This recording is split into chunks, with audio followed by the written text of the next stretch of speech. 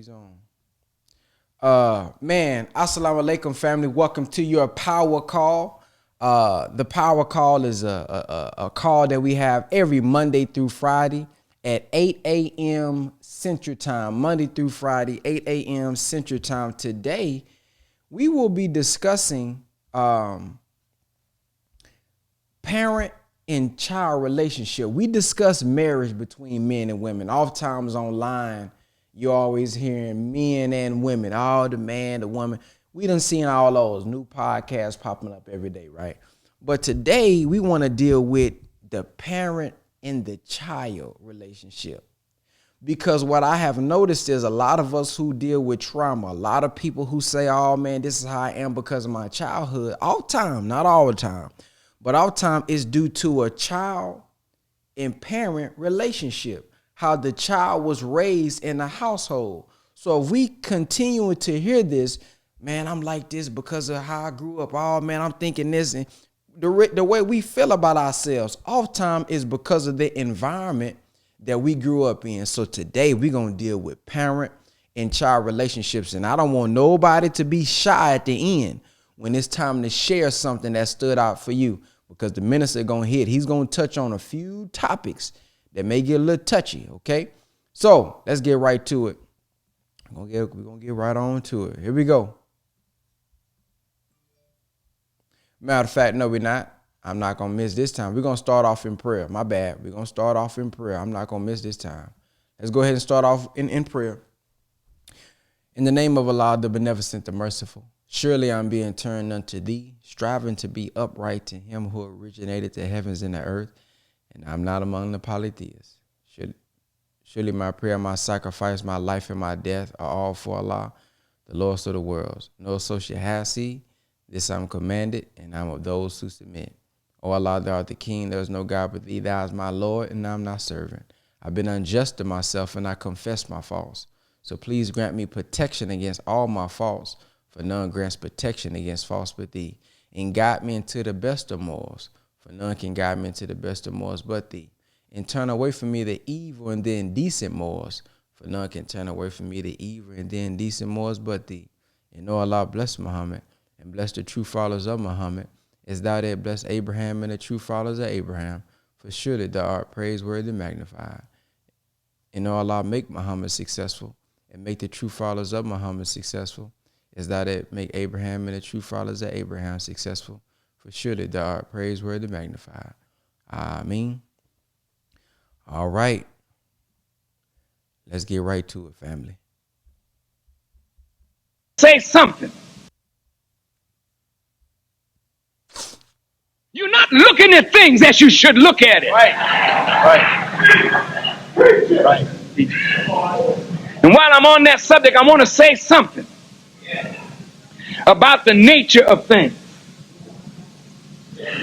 Parents, we are working hard. Most parents are working so hard, we are not watching as we should.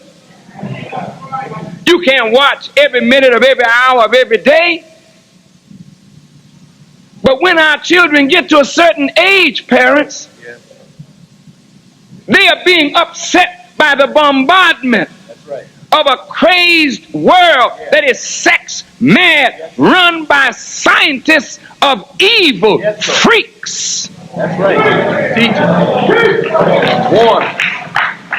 You don't know what you're doing when you sit your children down hour after hour in front of a television, and you go off with your foolishness, partying, leaving your babies to be manipulated by the madness of that television. Yes, sir. Children 10 years old, 11 years old, 12 years old, girls developed. You know this. Their bodies are the bodies of women, though their heads are the heads of children. You say, well, she's only 12. Oh, that's my boy. He's only 12. What does that mean? 12 today is like 34 yesterday. Yes, sir.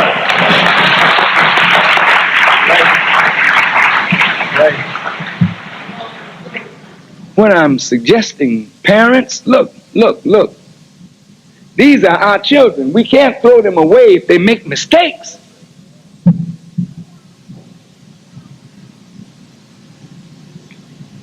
But children, in the development of their nature, need management over their affairs. They are not qualified, neither are older ones of us qualified to manage nature. Have you ever seen a storm? Try to manage a tornado. They can't manage that. That's right. You may be able to predict, but you can't manage. That's right. That's exactly it. Nature, this that God put in us, man, this is a powerful thing. Yeah. We got a law in Islam. We don't commit fornication. We don't commit adultery. Stop right there. I'm off my subject now, but really I'm on my subject. Yes, you are. That law almost becomes a joke. Because there's another law working. Fornication ruins the future of young people. You learn about your sexuality and naturally you want to experiment. That's natural. And that's why in Islam we don't have the two free intermingling of the sexes, because when you keep putting them together like that, as they grow, they're going to start experimentation. You can't blame them for that. They want to find out what this urge is that I have. Parents don't want to talk about sex. Oh, no. No. That's right. Can't talk about it. You don't need no book to teach you about sex. That's right. That's right. Nature teaches you. Yes, sir. Dogs don't have a book that they study. That's right. They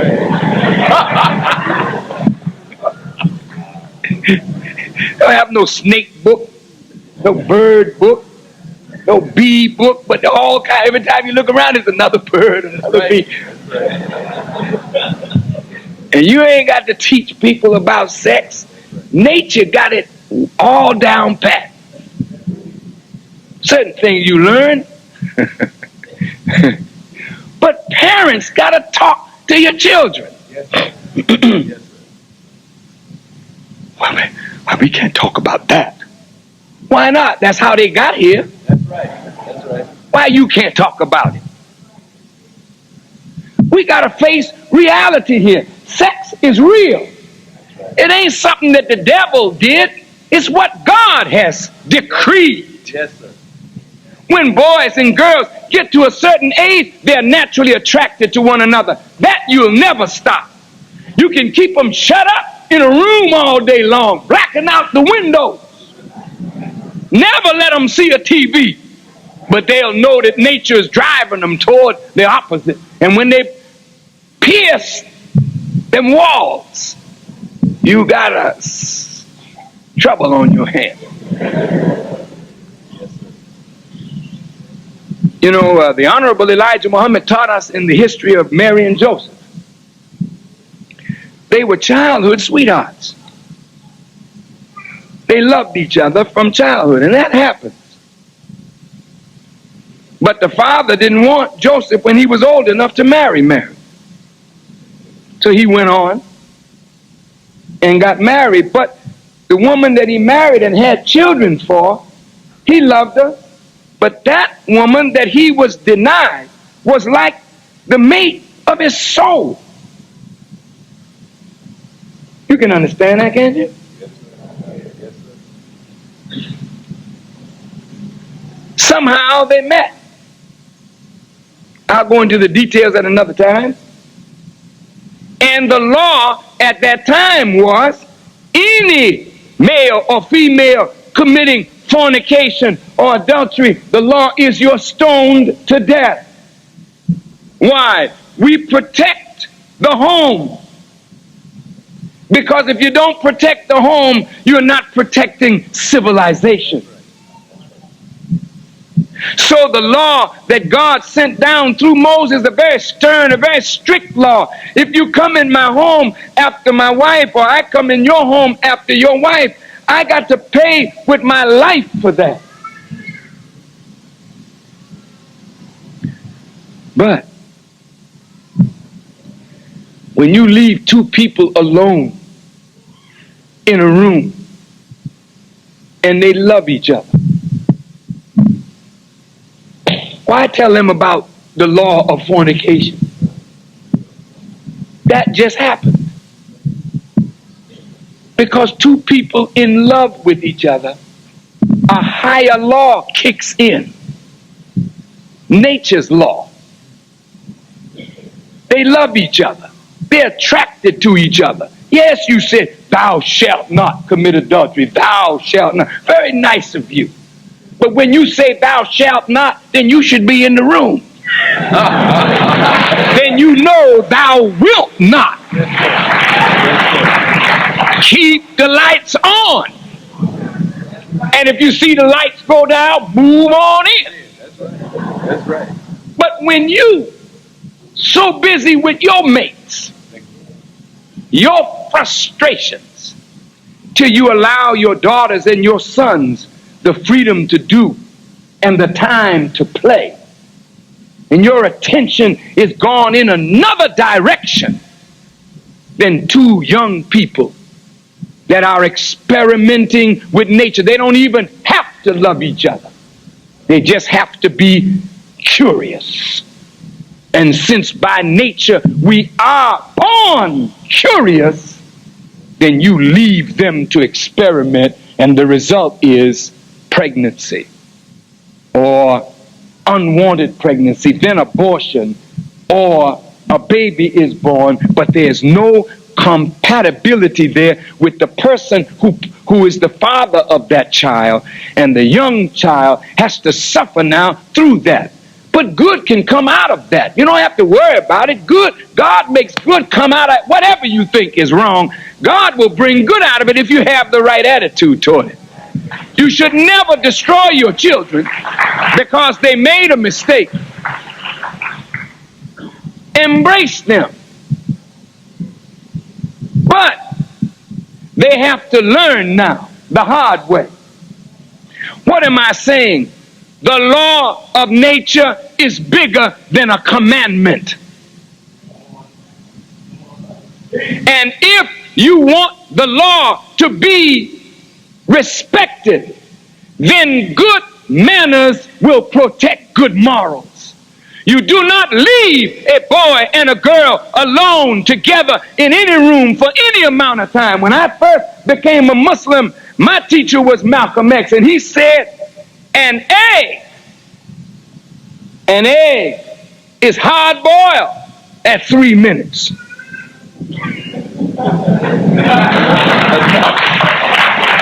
So I took that to mean something. Better keep these males and these females away from each other in any of those uncontrolled circumstances if you want them to come out of this thing right. And if your child makes a mistake, let me just say this, it ain't because they're bad. Your children are not bad. The world is bad, and we are not watching as we should. That's why every Muslim is given the general order. Take charge of this post in all temple property in view. Then walk your post in a perfect manner, keeping always on the alert. Why? Why? Because if you're not alert, something will come up. Now let me get back and finish my subject. There's a brother that got married. I hope he won't mind I'm not going to mention his name, but he married a sister that had a son already. He loved the son, took the son to be his own. The son was named after his father. The mother and the father didn't get along. They divorced. She married this other brother. And the brother has been very kind to the mother and kind to the son. But the father of the little boy has been a good father in that he keeps sending money to look after his son. And he felt offended because the new father changed his name, gave him a Muslim name, and took that man's name away. And the man was very upset and it got real funny. So when I was called, the man wanted to see his son. So the grandmother wanted to see her grandson. I said, brother, that's the father. Because the mother fell out with the father, that doesn't mean that the father doesn't have rights. That's right, yes, sir. That is that man's seed. But I love him like he's mine. I said, that's to your credit. Then you and the father sit down like brothers and collaborate on the raising of that boy. I said, go take him to his father and let his father see him. Take him to his grandmother, let the grandmother see him. That's right. And I say this to any man that's fathering somebody else's seed.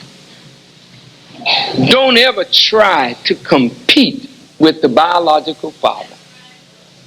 Just respect the biological father. Make the child respect the biological father. And do good by the child, and the child will automatically love you. But don't try to force the biological father out of the picture. Do as you would like people to do unto you, and Allah will really bless you. Why do we keep, okay, I answered that. Yeah, so I told him, look, you gave him a Muslim name. I said, you use the two names. Use the name that the father gave him, use the name that you give him. And when the father becomes a Muslim, he'll thank you for giving him a Muslim name. But you know, we get so extreme. Islam is a way of peace. It's not a way of confusion. May Allah bless you. In the natural course of things, whenever you are growing into independent thinking, you begin to clash with the thinking that you once fed from.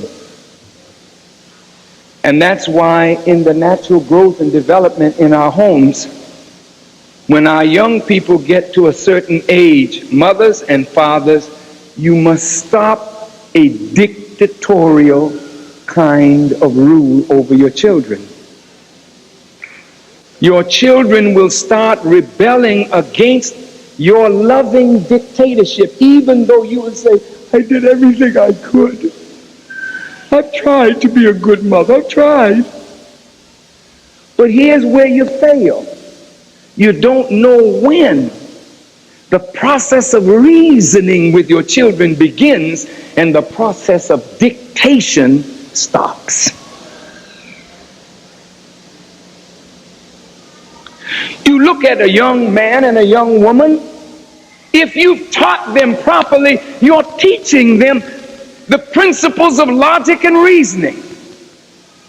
Sometimes you have to be firm, because when children want their way, it's interesting how they can form a logic to defend madness. Are you all right?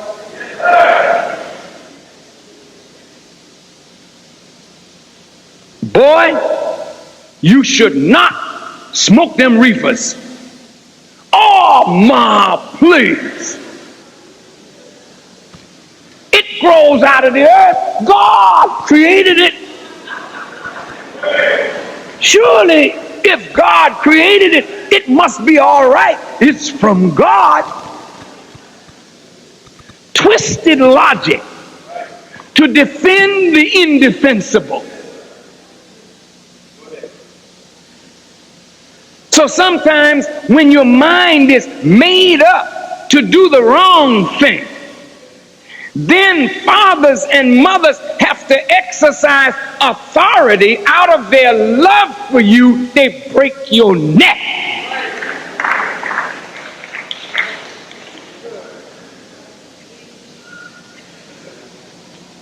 Now, wait a minute, Farrakhan, you was doing all right. I don't like nobody brutalizing me. But when you don't respect authority,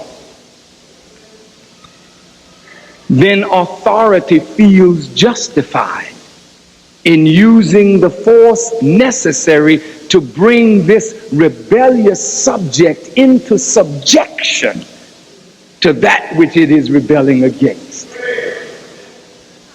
Now, all rebellion is not bad. There's some rebellion that is absolutely necessary.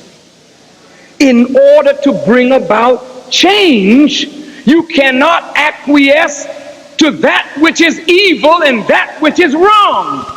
At some point, we must muster the courage to say, this is wrong, and I will stand against it. And this is what the prophets of God have always done. They have stood against wrong and unrighteous rulers, because the principle of righteousness and decency demands that we sacrifice our lives, if necessary, to bring about meaningful change that will be beneficial to all, even though a few suffer to bring it about. Let me go on and tie this up.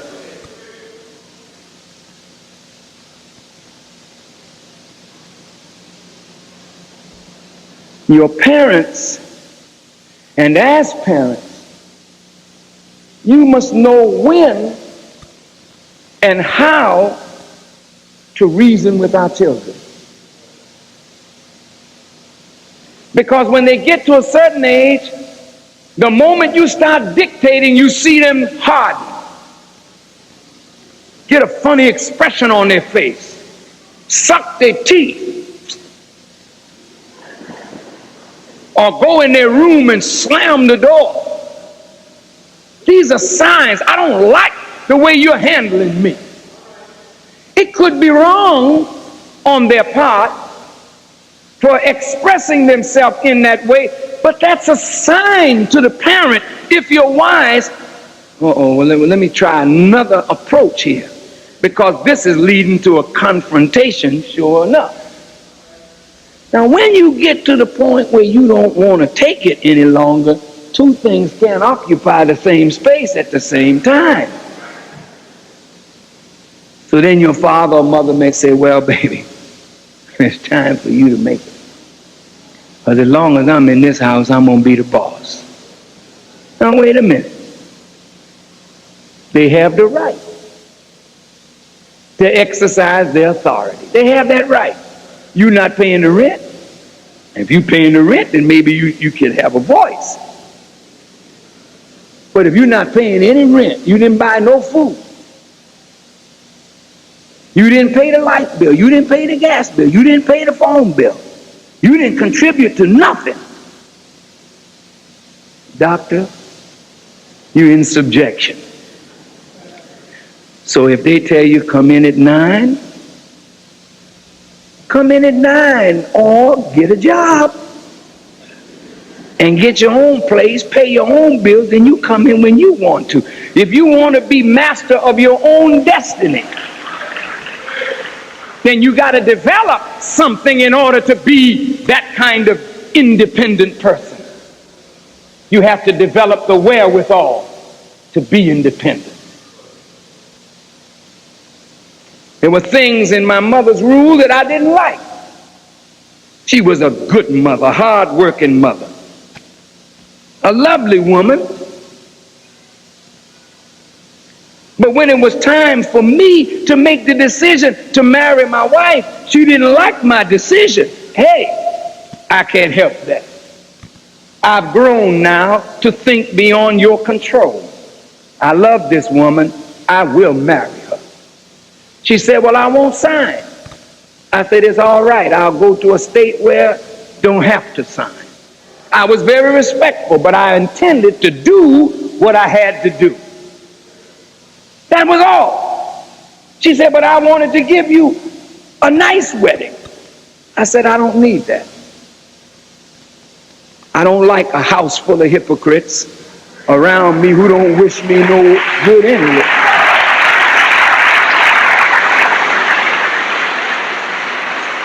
I said, all I need is that woman and God, and I'll make it. Now my mother knew I had grown now. I wasn't trying to be disrespectful, but when I told her, all I need is God, I was telling her, I'm out of here. I have the real source of it all now, and that is He upon whom I will depend henceforth, now and forever. I will never be no dependent on nobody. I want to be a free man. And the only way I can be free is to come to depend on God, and Him alone should I depend and rely on.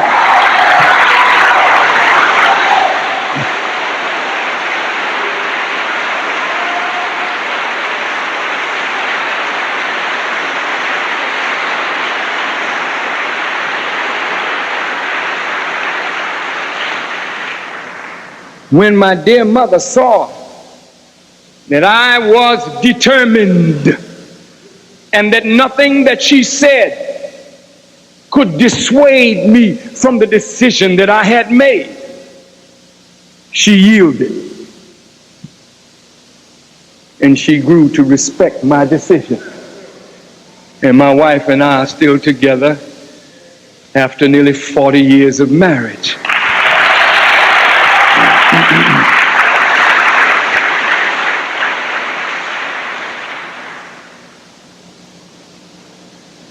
It's a wonderful thing, brothers and sisters, to make up your mind to do something of value and let no one sway you against what you have determined to do of good. Are you listening? Now we bring children into the world and we sit in front of the TV where we're learning stupidness. So we just sit in front of the TV and watch as the world turns. It's turning all right, Chief.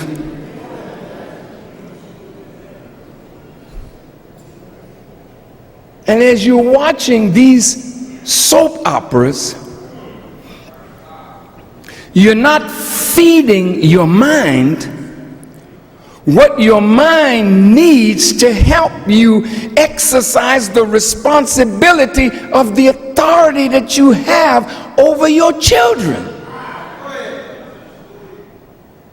Some of you just take your children like they're pieces of meat. All right, get up, get up. Time for school, get out. You sleep. You didn't get up before your children. You didn't warm the cold house. You didn't wash their underwear or their clothes. You're too busy doing nothing.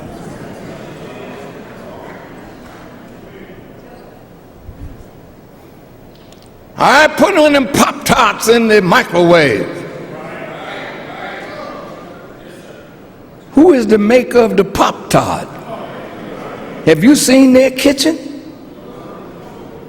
Do you know whether the woman was scratching her back or blowing her nose while she's cooking the Pop-Tart? Don't you think nobody can look out for your children better than you? Well, why don't you get up and exercise proper authority and look out for your children? You'll pay a price for this, mother. You're not getting away. And we'll pay a price, Father. We're not getting away. You just can't make babies and run. Oh, that so-and-so, she had a baby. But could be mine, I mean. Look just like you. But it could be yours. You're going to make her look like a cheap woman just to get out of paying. You don't duck your responsibility. Shaquille O'Neal had a father. The Hughley boy had a father. Father didn't pay the boy no attention. The boy become a superstar. Here come Papa. Hey, that's my son.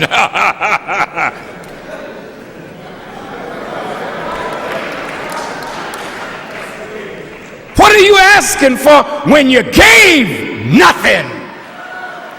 You don't give your children the time of day. You don't walk with them. You don't talk with them. You don't teach them. You don't put shoes on their feet. You don't put clothes on their back. You don't put food in their stomach. But you want to be a father?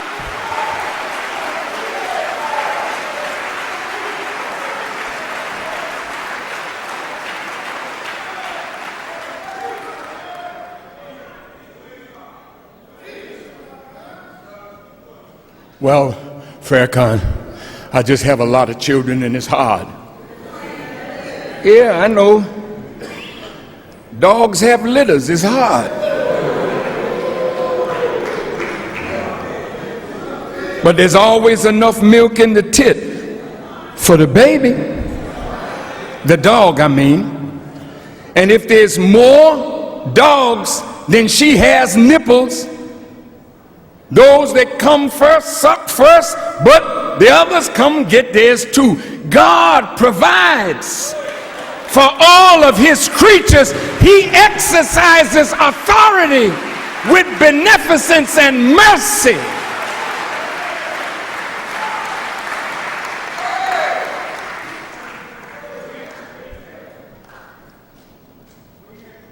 But he gives us authority. And we run from responsibility. Now, a Negro, wait. You don't know what I'm gonna say. Don't jump the gun. But a Negro coming up from slavery, who has been beaten down all his life, and the way the slave master did this thing, he gave our women more say and authority than the man. He just reversed the natural order, so our women literally take charge.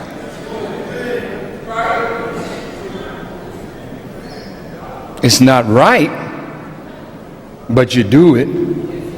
And what do you say to justify? Well, he wasn't doing nothing, so I had to take charge. Well, even if he was trying to do something, you still want to take charge. You don't like no man having no authority over you.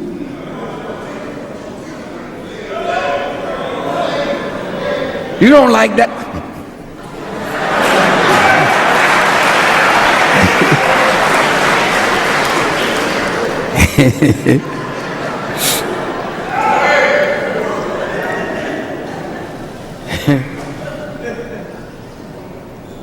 So the Bible says children are their oppressors and women rule over them. And most black men are ruled over by the women in their lives. It gets a little funny in Islam, because even if you don't know how to exercise your authority, you know you got it. But for God's sake, learn how to exercise it. Because when you try to exercise authority without reason or morality, you become an abuser of your wife. Oh, am I getting there? Yes, I am. No man should beat a woman. No man.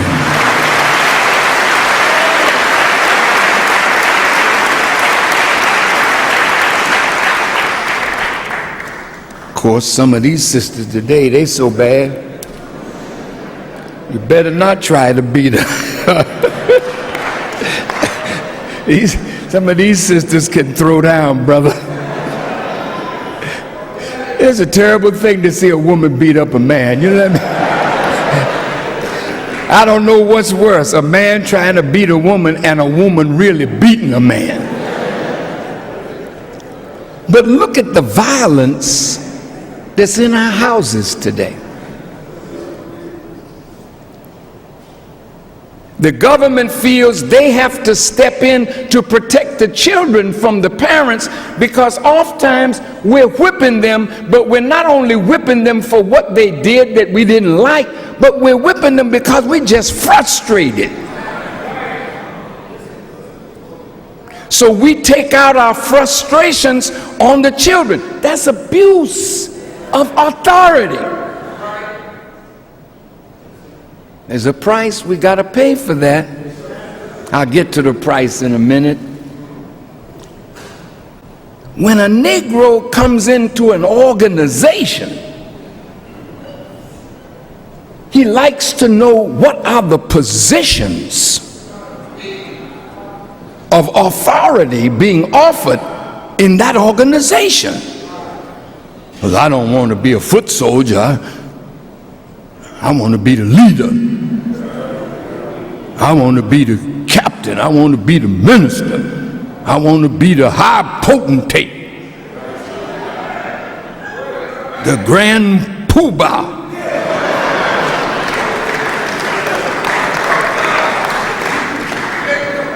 So when you come into organizations, it is the striving for titles that tear the organization up. Or when you get a title, you're so drunk now with the title you have. You know who I am?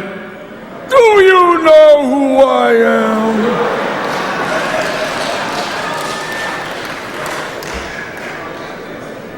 Yeah, we know a fool when we see one. Because when you get into an organization and rise into a position of authority and abuse that authority and misuse the people under your authority, you're setting yourself up for a chastisement from God. Now, with authority comes power. And power is the ability or the capacity to act or perform effectively. But some of us got power to act, but we're ineffective in our actions. Come on now, listen. Power is strength or force exerted to exercise control over others. Every mother, every father wants control of their children. But look, there's something in human nature. It started with Adam. I don't know what it is about humans that God loves us so much that he never makes us like the other creatures that obey in the nature of their creation. They cannot rebel. The sun can't rebel, the moon, the stars, the birds, the bees, the mountains, everything is in submission to a law. But with the human being, God created the man and the woman in his image, and then he gives you the right to choose, but he gives you orders. Now, well, he's the authority. He has a right to give an order to somebody that he created. So he says to Adam, okay, Adam, you're here. Look at the garden. Look at all these trees. You didn't offer nothing. But you can eat of all these trees, but this one over here, don't bother with that. Because if you eat from that tree, you're going to get into some serious difficulty. Instead of Adam saying, okay, and start eating from all the trees that he had authority to eat from, he said, now what's wrong with that tree? That I can't eat from that tree, and that tree look nicer than some of them others. Children do this. We did it to our parents. Our parents give us instruction, and in our minds we think we're smarter. She don't know what she's talking about. I'm going to the party. She told me don't drink out the punch bowl. But I put the stuff in the punch bowl. You know I'm gonna drink out that punch bowl. Or you come home drunk. Well, didn't I tell you not to drink much? Yeah, but they tricked me. See, anytime you start disobeying instruction, you gotta lie to cover or give a rationale for your wrong. Because you know mama got authority to inflict pain in order to establish control.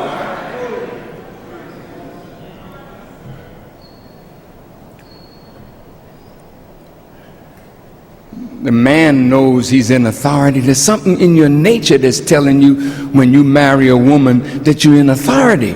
But you just don't have the mind yet.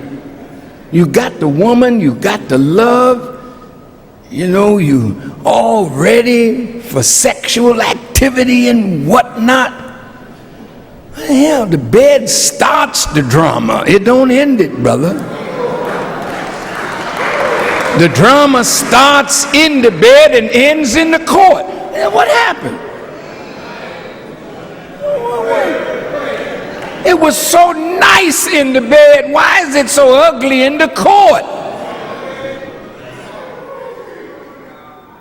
That's because the bed can never sustain union. Sexual powers only last minutes, you know. But then there's the rest of the day where some serious work has to be done to unify male and female. Am I saying anything wrong?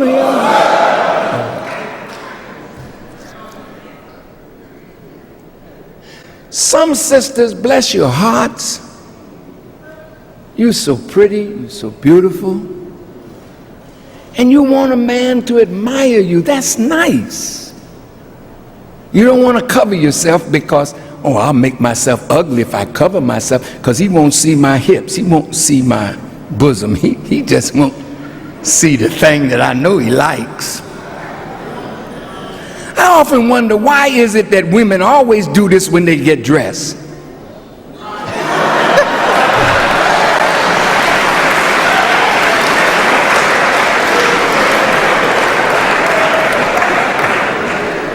I hardly ever see a man do that. He dresses, stand in the mirror. When you see a man,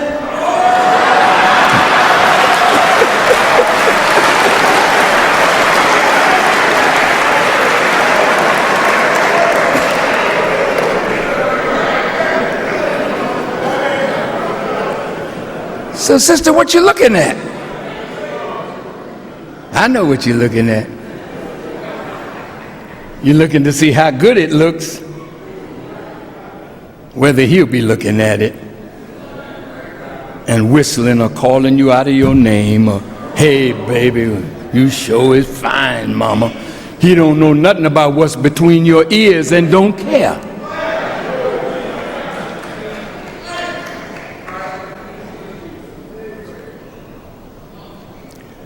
So this kind of attracting power that you have, you can draw a man to you, but you can't keep him. You make him feel good for the moment, but you can't cook.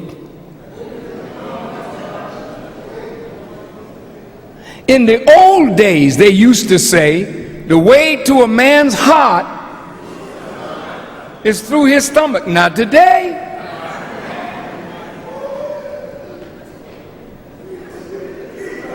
I ain't gonna tell you what's the way to his heart. You already know, you're showing him the way.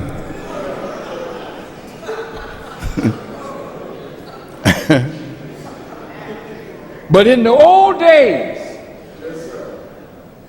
every girl, no matter whether she's going to be a professional or not, she had to learn how to make a home. Because your happiness is not in the office, your happiness is at home.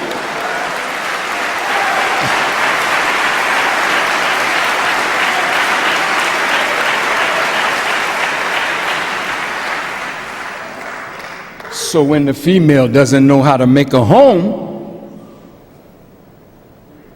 she knows how to get one started. But you know, a woman will shut down on a man faster than Superman can get, or Clark Kent can get in that telephone booth and change into Superman. And he used to do it fast, brother. A woman will shut down on you if you can't supply or maintain her needs. So you might feel that you hellified in the bed. Pardon me for talking plain.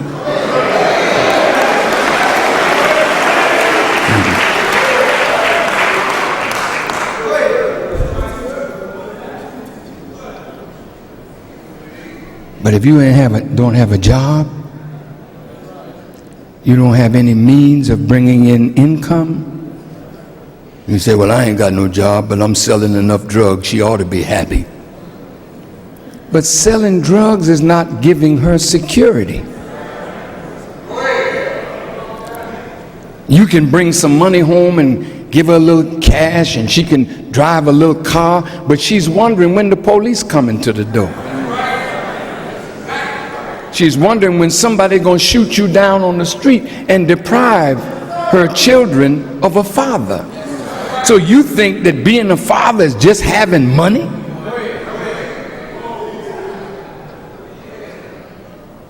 You can't maintain a woman with money. You have to have money, all right. Now don't think you don't have to have it. But you got to have a little bit more.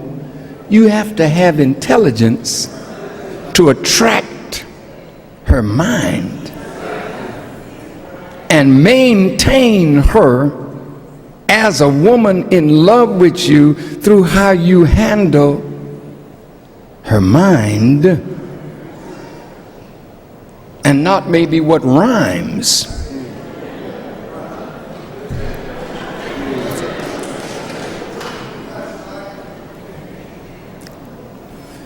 Oh, wow, how did I get it?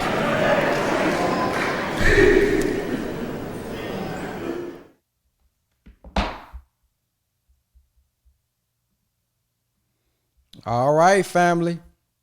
That wraps up the message. Raise your hand on the Zoom if you got something that you would like to share. Or if you got something that you would like to share about this. I know we should have plenty of hands that go up today. Ooh. Boy, got that new camera angle. Boy, I get that. Boy, get that haircut in the new camera angle. Feeling good on this Good Friday. All right. Let's go to we're gonna go to Sister let me see who I see here. Sister Sheila.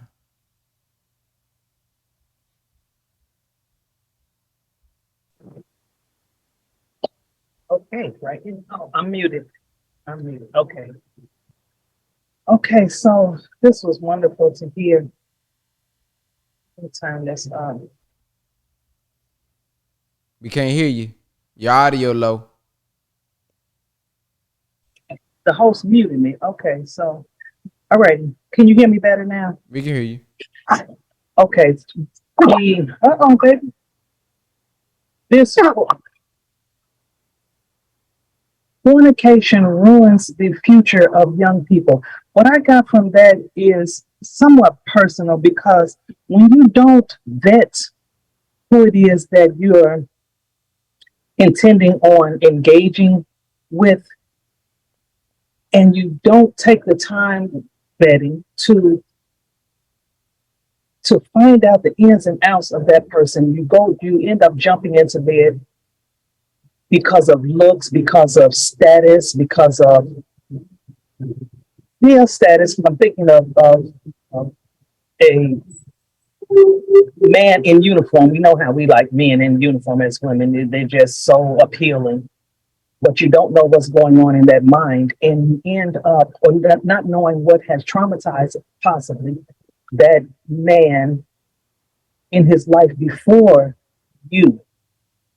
So by you not knowing that and you not vetting that, you end up with someone who's not prepared for you. And then you end up with children out of that, and they're not necessarily prepared for that either. And I speak on this personally because this is what happened to me. Okay, so he's the absolute best provider I've ever known because I didn't have my father in the household, so I didn't know anything about a male provider. So that wasn't an issue, none whatsoever. He wanted children. We talked about it. We wanted children, so they came, and I had no problems financially. But because, as the minister say, the mind of the woman, you have to understand and know the mind of the female because her mind is so much deeper than you could possibly think. And he did not know that. I was unable to handle the disappointment and the anger behind the disappointment that he felt at any given time. When you don't really know someone, you definitely deal with disappointments when you're getting to know somebody. So because he would be disappointed in certain things, I would be disappointed as well with certain things.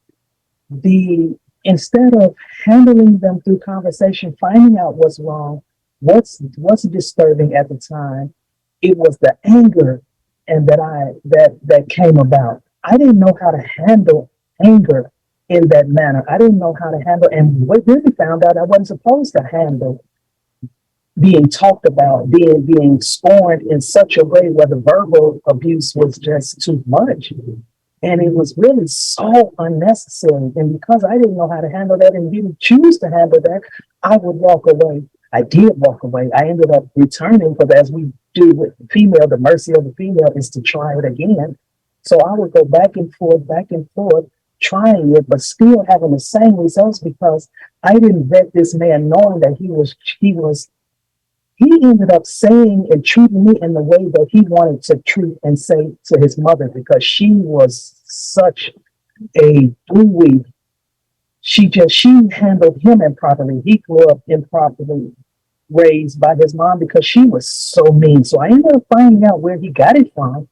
But nonetheless, it ruined the minds of not ruined, but my children were affected because I walked away. He's still in the lives of the children all the time, but we didn't mesh together. We weren't as parents as we needed to be because of the anger back and forth. So be careful about fornication and getting pregnant because you don't know who you take the time to get to know one another. That's what I got out of that. So I'll leave it at that and come back if I need to, because I know my time might be up. Yes, ma'am. Thank you for sharing. One of the things that stood out for me was when the minister was talking about after a while, you have to stop the dictatorship type parenting. And he was saying you don't know when reasoning with the children begin and when dictatorship stops. And it made me think about sometimes what is our intention? Like what is our, like, is our intention or end goal, I think that's a better word, is our end goal to raise a good child, raise a good human being, or to let this human being know who the man of the house, who the boss is? If you're a single mother, I'm finna show you who run this here. Because it makes me think when children ask, well, why this? Because I said so. That's, to me, one of the, I get sometimes, you know what I mean? But if that's their first time asking, they're asking for clarity. They're asking because they want to understand sometimes. They may not say it right, but they want to understand. So if I don't explain to you why, you only gonna do it when I'm out of your presence, because I didn't explain to you the details. So when the minister talked about fornication, he talks about also why, not just don't do it. Well, here's the reason why, so that you can understand from your perspective why this ain't the best thing to do, so that out of my presence, I know that you got wisdom and understanding of why. Because if not, we all curious, we gonna experiment, like he said. So when he talked about you got to know when dictatorship starts, it made me think about we're going to have to humble ourselves and say, damn, you know what? Instead of me going harder, instead of me trying to be more brutal because I'm finna show you who the parent. No, you could do that and maybe you will show them who the parent, but what would that relationship be like?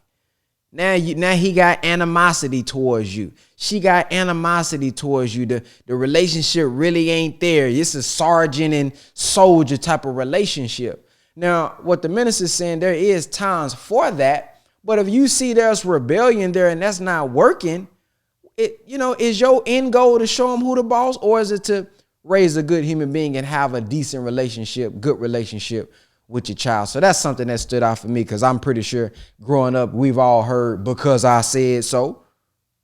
And it's like, oh, okay, yeah, because you said so. But and now that you done got that out the way, why? So I can have some understanding. So that's one of the things that stood out for me.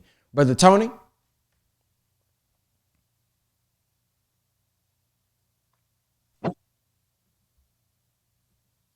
Brother Tony? Let's just make it to where they can. Can you hear me? Yes, sir.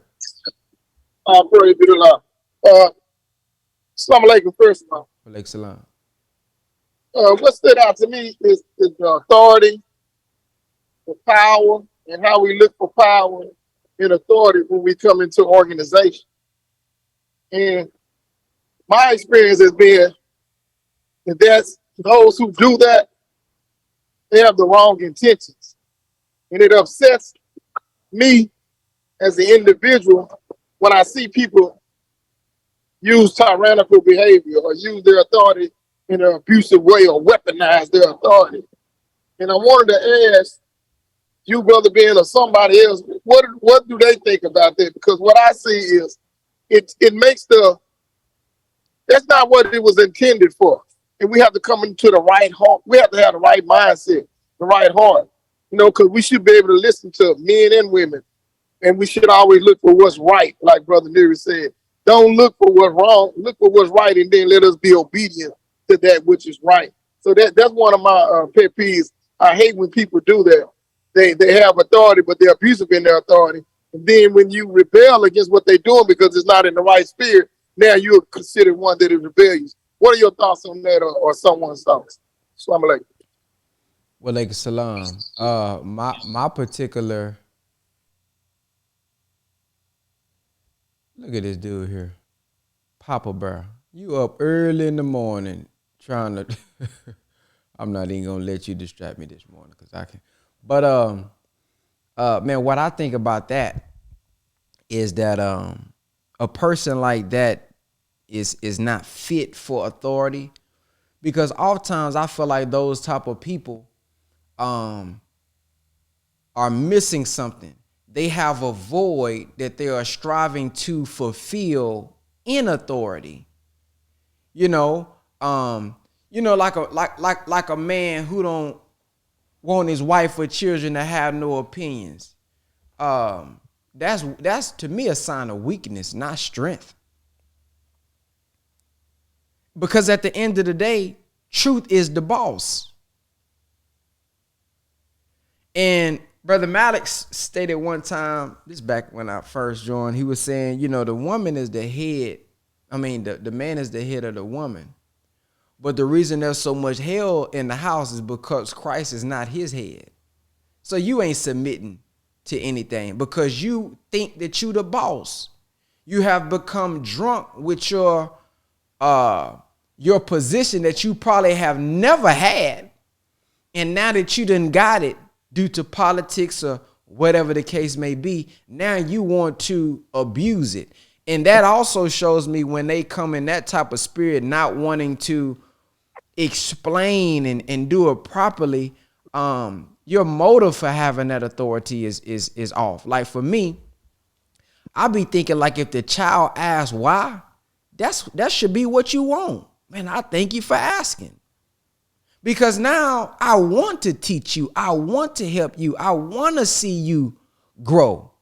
And from another perspective, when you challenge me now, based on the way that I'm being challenged or based on the way that an authority is being challenged, I can see how there may be a little pushback. But at the end, we have to be able to rise above emotions into the thinking of God, because the minister also teaches us from the Honorable Elijah Muhammad in Closing the Gap, when people are throwing mud on you, mud is mixed with water. So there's some truth in it. So if I take the truth that's in it, although you may mean it for hate, you may mean it to be in the wrong way, but if I take the truth in it, I can only make myself better and become a better human being. So a person who 100% dismisses it lacks humility, I think, because I ain't even in authority. You ain't always right.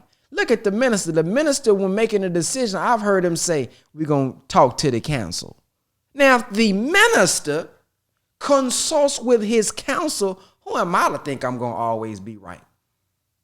If the gods had the circle of gods, the scientists voted amongst each other, who am I to think that I'm going to get it all right myself as an individual? So I think that's a person who lacks understanding and don't have the true heart and intentions for the people, because in order for something to grow, there has to be change.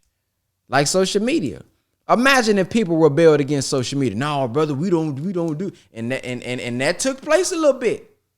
When them videos, them clips first started coming out, it wasn't favored. So, but look at now, through I guess some form of rebellion, because when I came in, I say, man, damn, I mean, they getting the paper. Okay, we gonna push the paper, but what if they not reading it? I got all these people saying, no, brother, I ain't gonna read it here, but here go $2 though. In my mind, the $2 is cool, but man, I need you to get this message more important. But they're tuned into that video. Oh, they're tuned into that clip. So that push for the clip, they need to hear the minister. Look at what it has done for millions of people all over the world. So that's how I would respond to that. Anybody else, as y'all raise your hand, y'all can respond to it as well. But that's what I would think about that particular question. We got Sister Dr. Kenyatta. Hopefully I'm saying that right. You are. Assalamu alaikum. So the main thing this was such a great topic right now for me. But the one thing that stuck out to me that the minister spoke about, Brother Ben, is what you were talking about when we talk about reasoning versus dictatorship. I noticed I'm really big on that in making sure that I'm always talking to my children and not just talking at my children. Can you hear me? Yes, ma'am. Okay. And one thing I notice is I think the generation today versus the generation when we came up, we were more, our parents, they raised us more to be, you do as I say, not as I do. Mm-hmm. And so I think a lot of time that's how we function because that's how we were raised. So we didn't question, we just did what we were told, whether we understood it or not. And I think just this generation of children alone deal more with reasoning than dictatorship. So when you tell them, they're always going to ask why. And that's not even just in the household. That's, I think, this whole generation. They are more logical. So they may do it, but they want to understand, well, why are you telling me to do that? And sometimes as parents, we think that's being rebellious, but it's not necessarily being rebellious. It's they actually want to know why. So anytime I would discipline my children or tell my children something to do, not because I would always reason with them for them to understand why, because my goal is more for them to understand, why this behavior is not acceptable or what the problem is, than for them to just do something because I said so. Another thing, and because I feel like we don't do that enough, I think there's a big disconnect between the youth and our elders. And I feel like those are things we have to look at, even as a community, is building back that link between our youth and our elders, because I think that's our strength. And I think that's broken. And we need to work on that. And then the other thing I have is, and this is kind of a question, I noticed my husband and my son seem to have a more difficult time when it comes to, building that relationship or raising our children, right? Because my husband is more of the do as I say, not as I do. And my son, they sometimes butt heads a lot.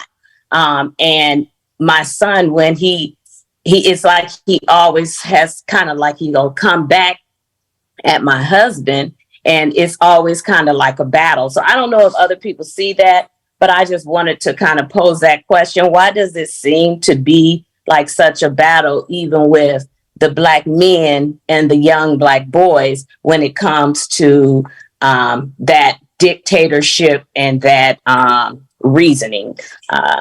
So that is a question. If anybody wants to tap into that question and kind of answer that or give me some feedback about that. But I do notice that. So thank you. I'll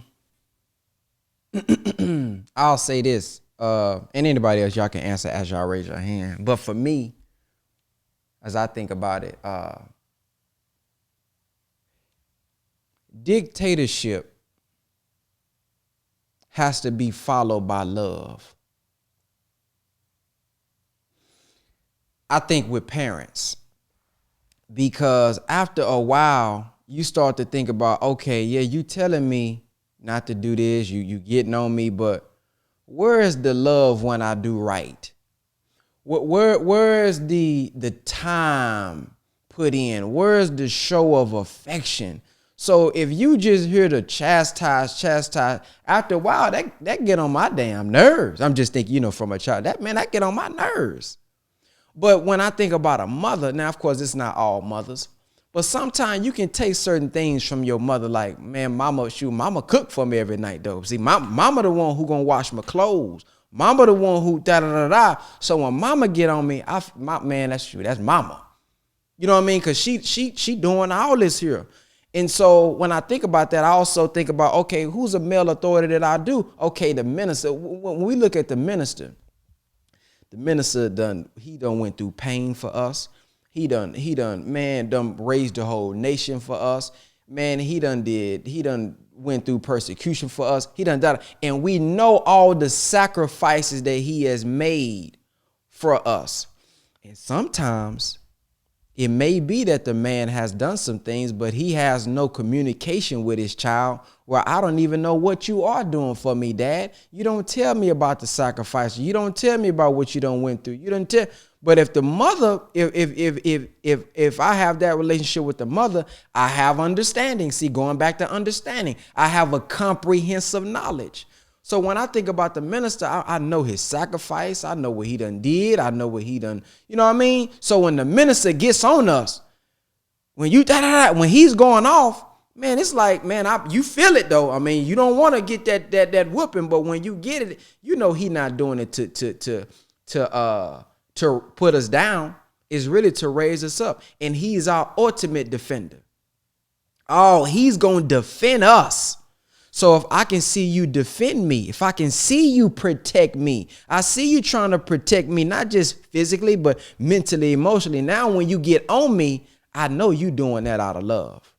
And so that's what I think it is. And as a man, oftentimes, especially if you got a job in the world, you often are gone majority of the day. If he got a 9 to 5, you know, he a truck driver. So there's not a lot of interactions with them to understand dad's love. And the minister teaches us, or we taught in the nation, that the mother is supposed to give that son the understanding. Hey, this your daddy not just gone just to be gone, son. He doing this for . So because the dad don't always have that time to build that and explain that. So the mother who is there is supposed to give that context to the child so that when he comes home, he know, yeah, this still daddy house though. He ain't been here. No, he wasn't the one who was, no, he wasn't. But hey, this all because of daddy. So it's a balance. The mother has to help, I think, too, in that process of being. And then sometimes if the man is wrong, when you're a man, it may be difficult to apologize because I'm the man. I'm not supposed to be wrong. I'm supposed to be right, especially when you a disciplinarian, when you whooping them. Oh man, when you wrong, you make you feel small. Damn, I'm right. I done whooped that boy. You know, so there has to be some atonement there because we not knowing that I'm really mad at you because something you said 3 years ago that you still ain't apologized for. See, now we get into I'm really still upset with you because I seen you do something and you ain't addressed it, but this was really 4 years ago. But the animosity is still in me. See, it be stuff that be deep, but let me explain or let me share something with y'all that may help. That may help if you have done something wrong. And this is for all parents. This is from the minister. Oh, this was a touching message. I had to put a little music behind it. Check this out. Watch the love grow through the power of forgiveness. But don't leave yourself out. Then we as parents who love our children, but we make mistakes, say to your son and your daughter, look, son, daughter, is there anything that I have said or done that offended you that I need to ask your forgiveness for? And then don't try to defend yourself. Just listen to your children. And should they tell you what they've been wanting to tell you, then you just be quiet. And if you hear truth coming out of their mouths, don't you say, well, look, I'm your mother. They know that. Tell your child, sweetheart, I am sorry. And I'll do my best to never let that happen again. And when you empower your children to forgive each other and to forgive you and me as parents, then the bitterness and the rage that they carry can be released through the power of forgiveness. Ooh-wee. Listen. Amazing. That's amazing. So I hope I answered that question. I know that's just my answer. That's just my perspective. And if anybody else wants to share, y'all can when you raise your hand. So hopefully something that I said and the minister said was of value and could be of help. Let's go over to Sister Shireen. Assalamu alaikum. Wa alaikum salam. I'm going to talk fast because I got a few points. The first point is in the nation, we're raising our children to be the new rulers. And so we have to explain things to them because we're giving them wisdom that is going to be beneficial for a whole society. So we can't just stop at because I said so. We got to tell them what the harm is when they do something wrong, what the benefit is when they do something right. and how to be independent thinkers when they're around their peers, so they don't get pressured into doing that which will, hurt the whole community. Excuse me. The second thing is, when we fall out of line and we do things, and then we have children, then we got to make adjustments. And we put our children in a position to deal with our compromises. And so we got to be real careful about, quote unquote, doing me. I got to do me. And then we get into a relationship and we already have children.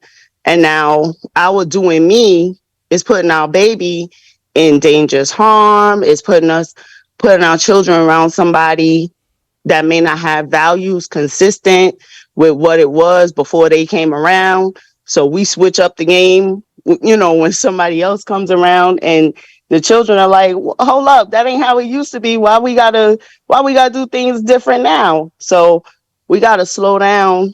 I'm talking to sisters that feel like sometimes they gotta run out and find a man to be a father to the children they already have. That is not the right approach. The right approach is to make God sufficient. You still keep doing the best you can.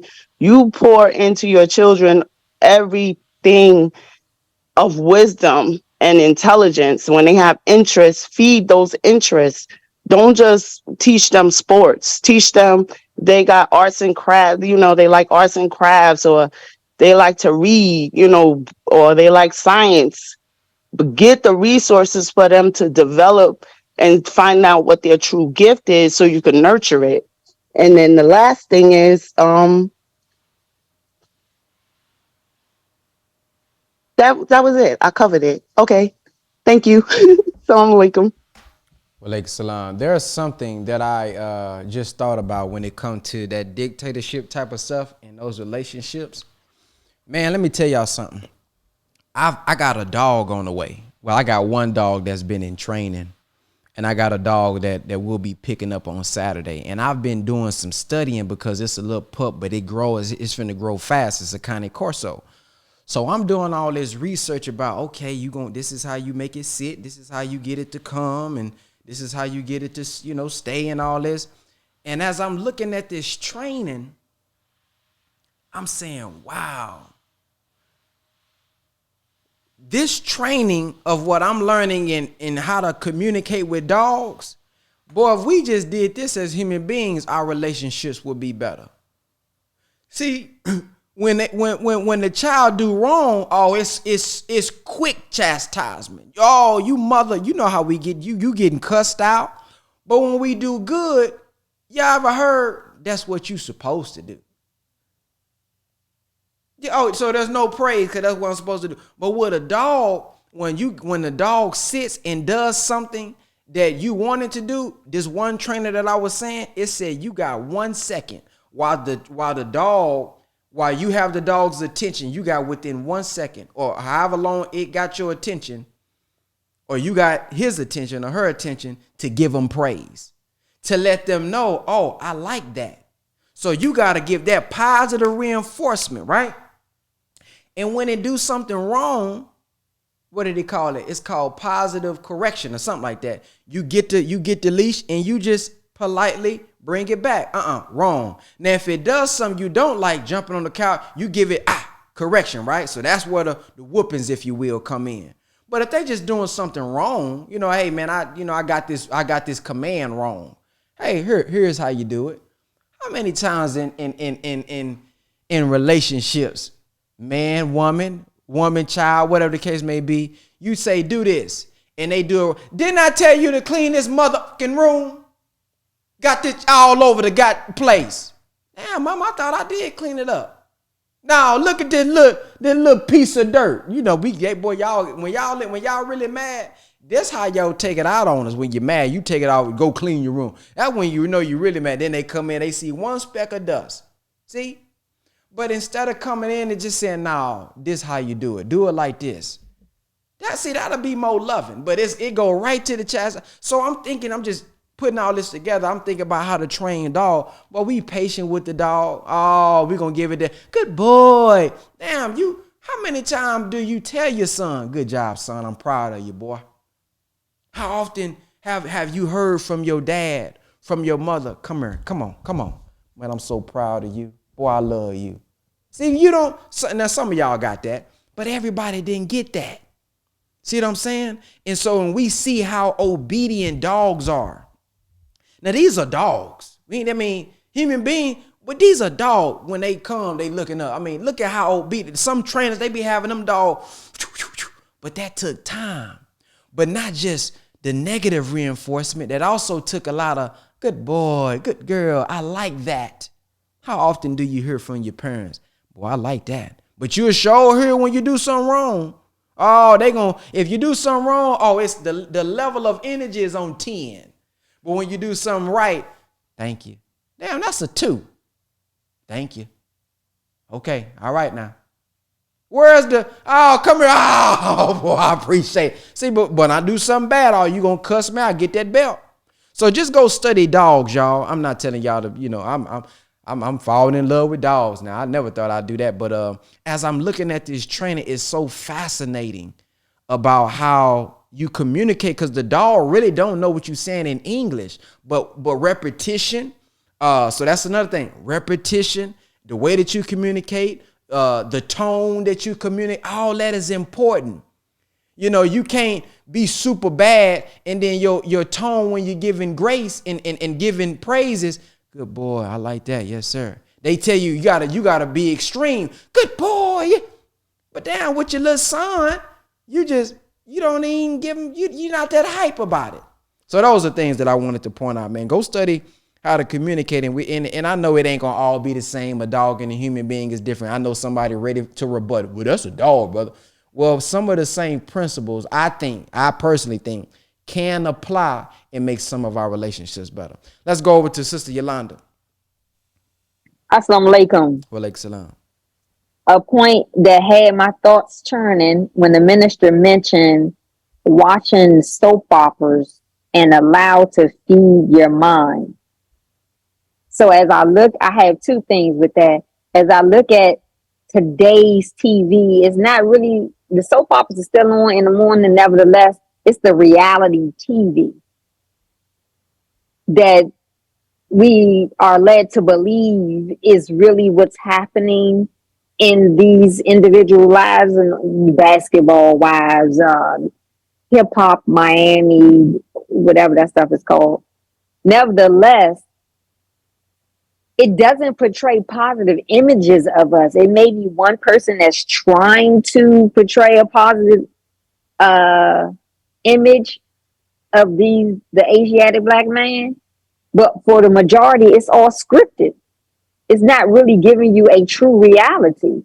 And then as I raise my children, and what I have learned thus far, and I don't know if it was so heavy back then, like the Disney movies, the Marvel movies, so forth and so on.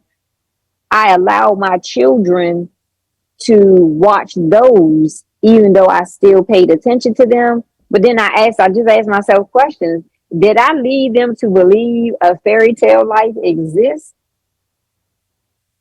I said, Dave. So I hope I didn't. And my daughter is on this call. Praise be to Allah. I'm so thankful. And I hope she's probably laughing at me right now. But nevertheless, I did the best I could with the resources that I had. And even now, I bring forth the teachings in some of my conversation. I don't necessarily lead off with the Honorable Minister Louis Farrakhan said or the Honorable Elijah Muhammad said.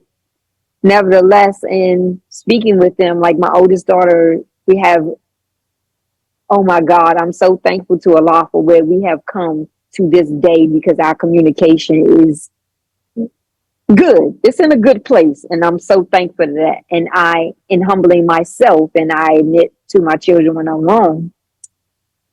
And a thing is, behavior is learned. So as my parents came up, they didn't give me anything. I mean, not anything. They didn't give me everything. But as I became an adult, I had to take leadership what I felt was lacking in me from what I saw, or just my self improvement. I had to work on that myself. I couldn't give it back to my parents. Well, my mama didn't show me and my daddy didn't show me. And it's so funny how the spirit is so in the line because we were just having this conversation this morning. Praise be to Allah.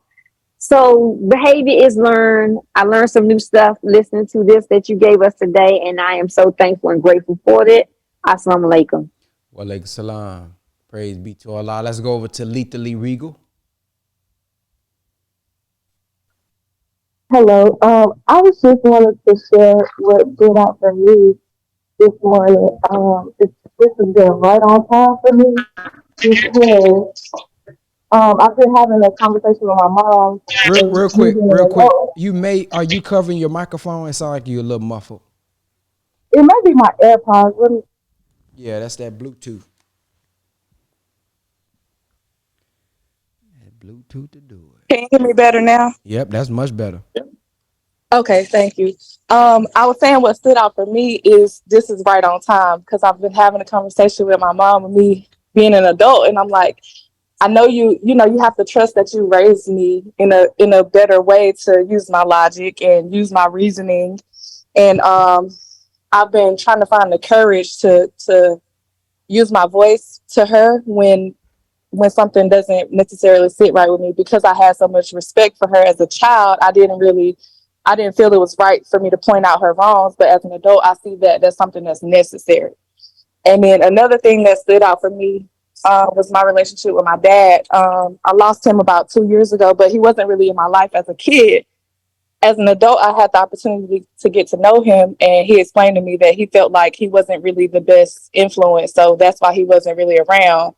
And I remember him being in prison, and he would write letters to me, always encouraging me to, read and read the word and just kind of just turn to God. And I didn't understand that until I lost him and I was drawn closer to God because earlier in my life, my dad yielded his authority over me to God. He said that he couldn't do it. So he let God handle it. And I, like I said, as a kid, I didn't understand it. And I was so angry and hurt, disappointed. But as an adult, I understand that he did what he felt was best for me.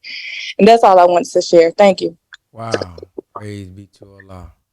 Man, told you I knew this was gonna be a good power call this morning. Woo-wee. Sister Sandra. Sister Assalamu alaikum. Walaikum salam. Yes, I want to say that, when you have children, um, children learn at an early age. And I don't know what would get into the heads of a child 6 and 7 years old. But sometimes, I mean, a brother and sister, I mean, it's not that they don't know what they're doing, but it's one of them always trying to show the other one how to do things, And just like Honorable Lewis said, Farrakhan said, um, you can't stop nature. So children, they're curious and they don't mean any harm because that's nature, but you have to catch them. And then uh, when you're chastising your children, you don't want to sit with them while you chastise them and you kind of upset and you're explaining things to them because actually it's like another form of punishment when they hear your voice, seeming to be like you're angry. So they don't want to hear it. But you have to find the right time and sit down with them and spend quality time at a table and make it an open and closed conversation. Give them a chance to give their ideas to you about nature. You talk to them, explain to them about the human being. getting to know yourself, your body, not being a follower, being the leader, um, not picking up others' habits. Um, you know, um, you have to let them understand that, especially you girls too, that God gave you something that's sacred.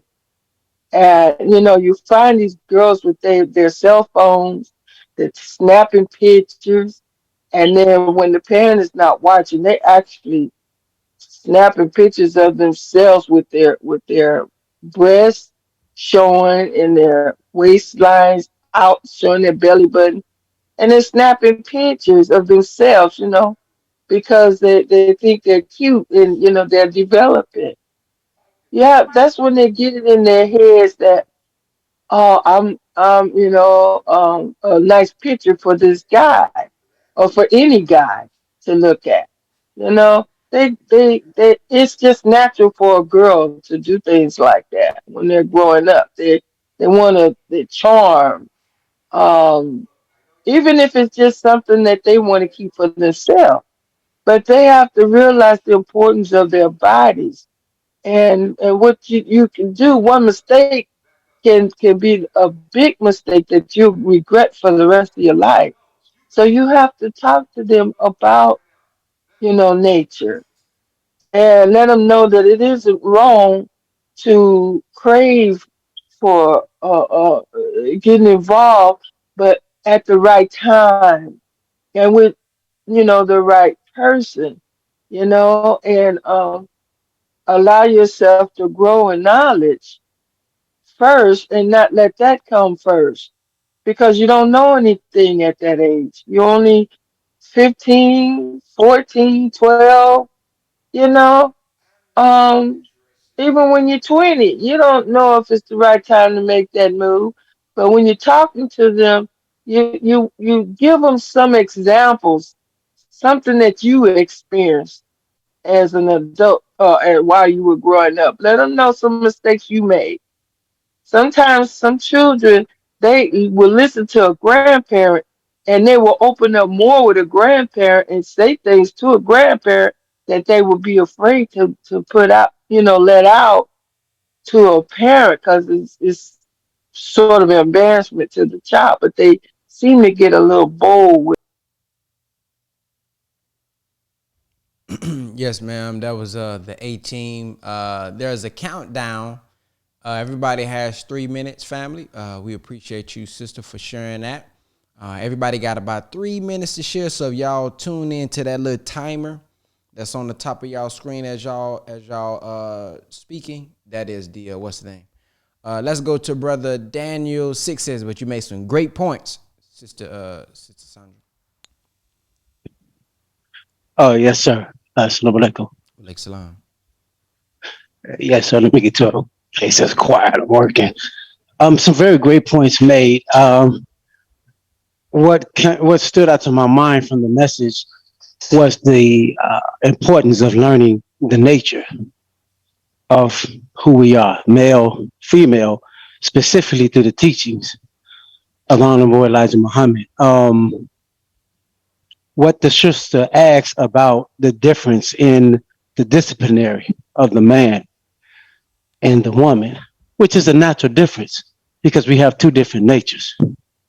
A man is trying to make a man, and he knows that it requires great discipline to raise a man, not to be spoiled, to be principled, to be disciplined. Wherein, when one is putting in wisdom, the proper discipline and foundation is there to use wisdom righteously and truthfully and not compromising and deceptive. So the beauty of the man and the woman in unity is that the man can be himself and do what needs to be done to forge the character of a real man, and the mother can be the nourishing one to help men the natural things that happen when a human being is being disciplined. It's very important for the two to be extremely harmonious because a child will lean on the compassion of the mother. And if he can or she can find some undermining of the father's righteous, truthful, and proper discipline, he or she will take it. So it would be very important for the mother to be completely in line with that type of principle in the Holy Quran that's given in the teachings. And anything that she don't understand, she should get the understanding from the husband. But why did you do this? Why did you do that? And if there's agreement, then enforce it. But give the compassionate thing that's needed. Also, what comes to my mind, and where am I at, Brother Ben? I don't have that clock in front of me, brother. I don't want to go over my time. You got 40 seconds. Okay. What comes to my mind, what you were speaking on, Brother Ben, about the reward. Allah says in the Holy Quran, He rewards the doers of good. So we must always be in the business of rewarding properly when our children are doing that which is good. And we should also, as men, we should be givers of gifts in our family where we do those things that are kind, that reward the family for being obedient to Allah and doing the things that pleases and creates harmony in the house. Yes, sir. Yeah, Allah reward us with peace. Shoot, we obedient to Him. Sister Brianna. Assalamualaikum, family. Walaikum salam. Thank you. This reminded me of a conversation I had where we forget, because we're so fixated on how we feel about something, how our parents grew up, how they may have been neglected, and how they lived in a generation, for the most part, that children are saw, not heard, right? So as we get older, and if you're fortunate enough to acknowledge this at a younger age, it'll help you not be so judgmental. And of course, we all need help, but it helps us think about where they're coming from. Like, what lack of love did they receive? A lot of people growing up didn't believe in, therapy? Like, that was for white people, right? So we have to remember that there is no handbook to being a parent, that they have problems of their own that they're still dealing with if they haven't sought out help. And just communication, open communication and dialogue fixes everything. Thank you. Yes, ma'am. Sister Randisha.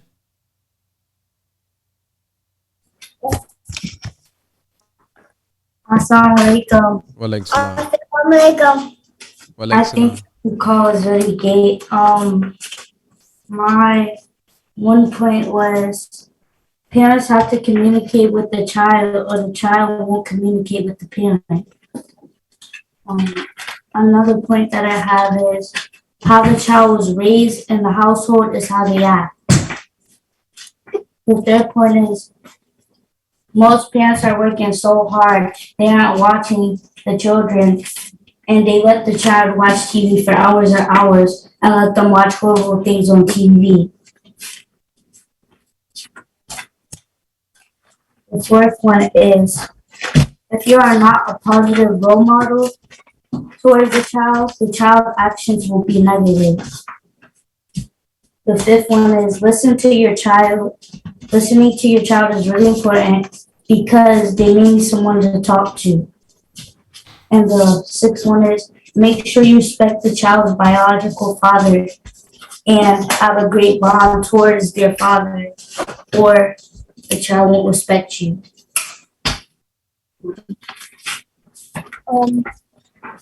Assalamualaikum. Walaikum salam. Thank you for sharing. Sister Randisha. Hold on, we got one more. Go ahead. My first point is you need to be firm with your child. When your child wants their way and throws tantrums, you need to put them in their face. Another one is interact with your child and build a bond so they could be the happiest they could be. That's all. Assalamu alaikum, family. Walaikum salam. Thank y'all for sharing. Thank y'all for sharing. Amazing. That's amazing. We got up next, Brother Shakir. Can I what you call it? Brother Shakir. Yes, sir. Can you hear me? Salam alaikum. Walaikum salam. Yes, sir. Brother Ben, I just try to not to say too many things. I try to listen to the development of the people, right? Like I have an 8-year-old nephew. I get up every morning and I go over the supreme mathematics and the alphabet with him. And he knows the definitions, right? It's to walk through his everyday experiences, right? Because like the minister said a long time ago, he said, obedience don't look like understanding, right? That's why you talked about somebody's going to jump on you about the word training and then about the word education. That's why it says in certain scripture, in those law books, you train up a child. But as you training up the child, context is everything. There's a point in time where you in a war. Hey, I can't tell you why you need to get down. You need to get down because if you don't, you may get shot and you may lose your life. But in the context where the environment is relaxed, I can walk you through certain things. So just the other day, we were talking about the second degree in the supreme mathematics, which is wisdom. I said between number one, knowledge and understanding, there's a bridge, there's water. He said, yes, Uncle Shaq, wisdom is wise ways, words, and actions. And I said, okay. I said, so what else is wisdom? He said, wisdom is referred to as a black woman. I said, right, what else is wisdom? He said, water. I said, exactly. Water is life, right? And you have to swim in water.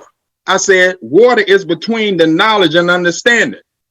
I said, then you take swimming classes this summer, don't you swim? He said, yes, sir. I said, when you swim, do you swim with somebody else on your back? He said, no, sir. I said, why not? Because if I do, I'll drown. I said, that's why you got to swim them 9,000 miles by yourself. You got to go from knowledge to understanding. You got to swim to that understanding by yourself. And this is to help his cognitive development. So he'll be able to think. So he went on to say, Uncle Shaq, we're talking about fathers because his father's not there, even though his father sent him money. He said, Uncle Shaq, you my father. I said, no, we're not going to take credit from your father. You're going to deal with that at a later date when you get older. But I'm teaching you the grounds of how to move mathematically correct and how to process and think mathematically correctly so you be able to decipher any and everything that comes within your circumference right and exact.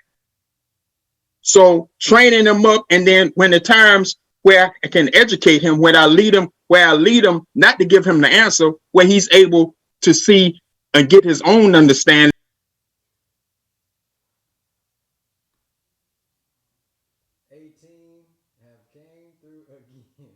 So 18 got you again. So this is what we're gonna do on Fridays when there's not a speaker. We can y'all can just raise your hand again. On what in the world? Boy, I thought that was a spider came down on me. But on Fridays we can go past 10 o'clock. So if y'all run out of time, just raise your hand again and y'all can follow your statement. Also, I think what'll be beneficial, I didn't know that they can't see the timer. I can see the timer. Maybe it's because I'm on a computer. For those who can't see the timer, at the 30-second mark, just put 30 seconds in the comment section so they can know in their head, okay, I need to start wrapping up, because I didn't realize everybody can't see the timer. Let's go to Brother Brian. Oh, y'all do see it. Okay. The other sister said she didn't see it. But let's go to Brother Brian.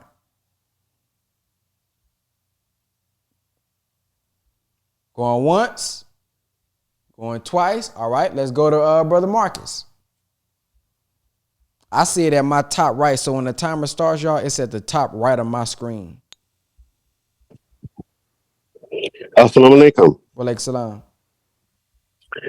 Yeah, family. I just want to comment on a point, a very important point. A sister brought up a question she made earlier about the dictatorship when it comes to fathers and sons. A lot of the time, a boy or a young man will test the strength and characteristics of his father's manhood. and a daughter will too. If that man lacks proper character and spiritual development, this turns into the father physically abusing his sons, using them as punching bags of frustration and all that. The Honorable Minister Louis Farrakhan taught us that a daughter naturally loves her father, but immature on how to express that love. And if the parents lack the strength and spiritual development, that can easily become sexual abuse. So Allah, God, has to be front and center, family. There's more I like to say, but this is my comment for now. Thank you. Yes, sir. Thank you. It looks like, oh Lord, I gotta make a call. Babe, the neighbor said that the trash is flying all down the street. I can't. The trash is flying all across the street.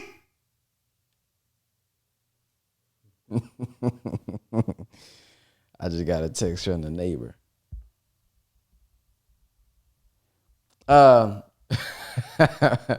Next up, let's go to Sister Tracy.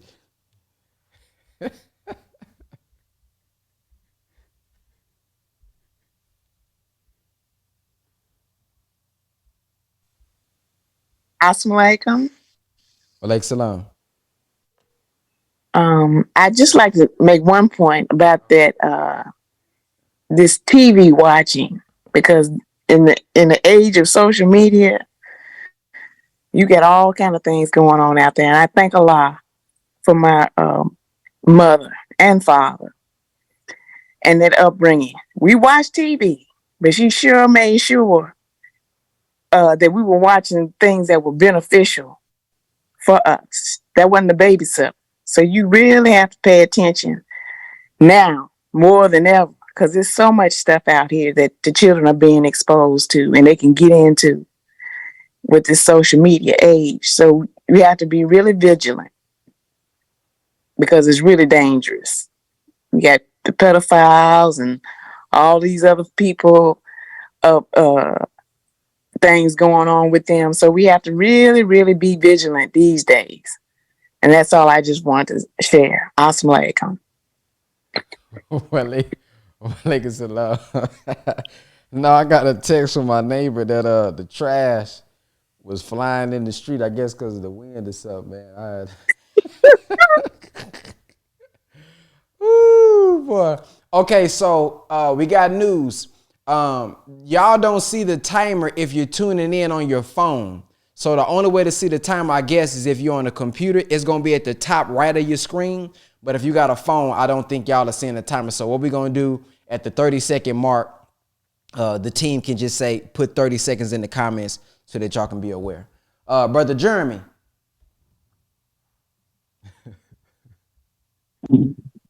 Assalamu alaikum. Can y'all hear me? Walaikum salam. Yes, sir. All right. This is, wow, right on time. All praises to Allah.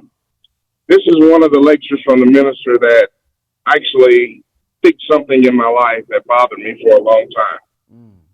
I grew up as a Jehovah's Witness, and as you know, they have rules, they have conditions, and they're pretty strict as far as how raising their children goes.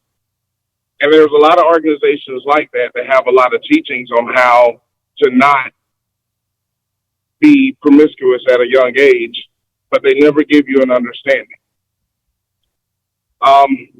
Let's see, I'm trying to figure out how to get all this out. So at 16, father not around, which is for a lot of black men. So learning and starting to experience the feelings of, a woman and wanting to be with a woman comes at an early age, depending on who you are and what kind of life you have. So living a sheltered life, the world gets to throwing so much stuff at you, it kind of makes you break against Allah's will. So I did it.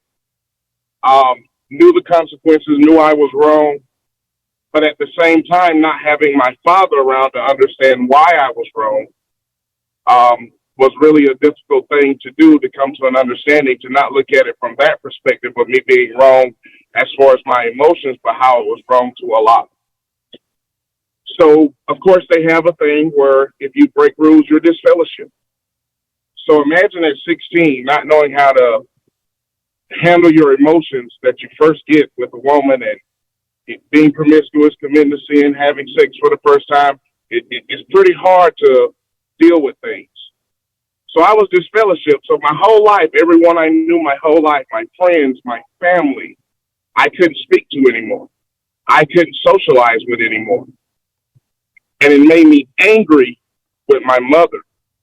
The fact that I didn't have a father around, the fact that men decided that weren't my father, that I couldn't be friends with people who really love me and that I love too.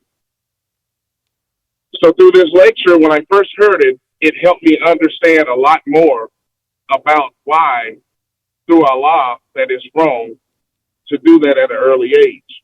So I looked everywhere in the world to try to find an understanding for that until one day I heard this lecture and it changed my life.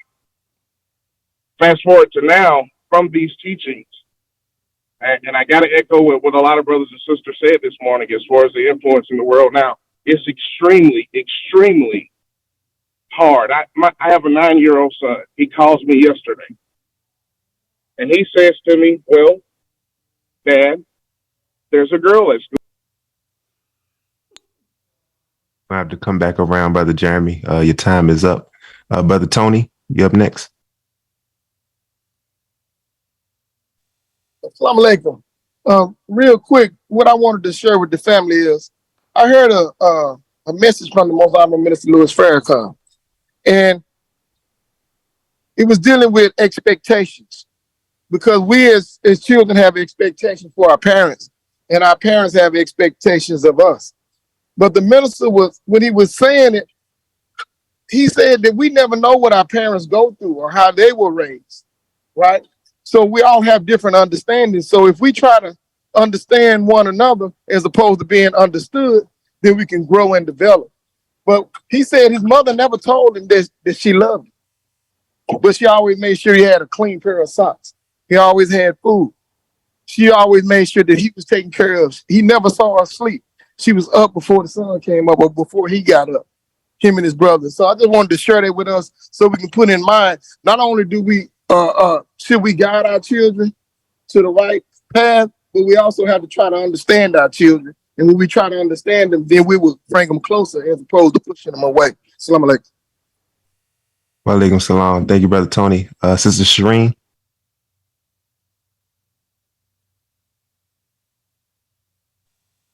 Yes, sir. I wanted to say something to parents who didn't finish school or don't feel like they're smart enough to engage with their children academically. Do not. You coming in low, Sister Shireen. I don't know if you're far away from the phone or from the mic. Can you hear me now? Very good. Yes, ma'am. Thank you. Oh, I'm sorry. I had the Bluetooth. I went back to the Bluetooth. Did you hear what I said before? No, ma'am. Okay. For the parents that feel like they don't have the academic strength to engage their children with their schoolwork, don't let that keep you from being present with them where it concerns schools. Because a lot of parents, they say, well, I didn't know that, so you're not going to be good at that. I wasn't good at math, so you're not going to be good at math. Don't do that. When your children come home from school, sit them down and tell them, teach me everything you learned today. And when you do that, not only will you learn, but it reinforces what they learned. Because a lot of the bridges that we have between parents and children is some parents feel inadequate to raise their children. So they don't participate with them the way they should because they themselves feel insecure. And the children take it as mommy don't love me. Mommy, daddy don't want to talk to me. But really the parents see their children growing more intelligent, in terms of the school stuff than they were when they were younger. And, that's it. Assalamu alaikum. Walaikum salam. Thank you. Sister TT?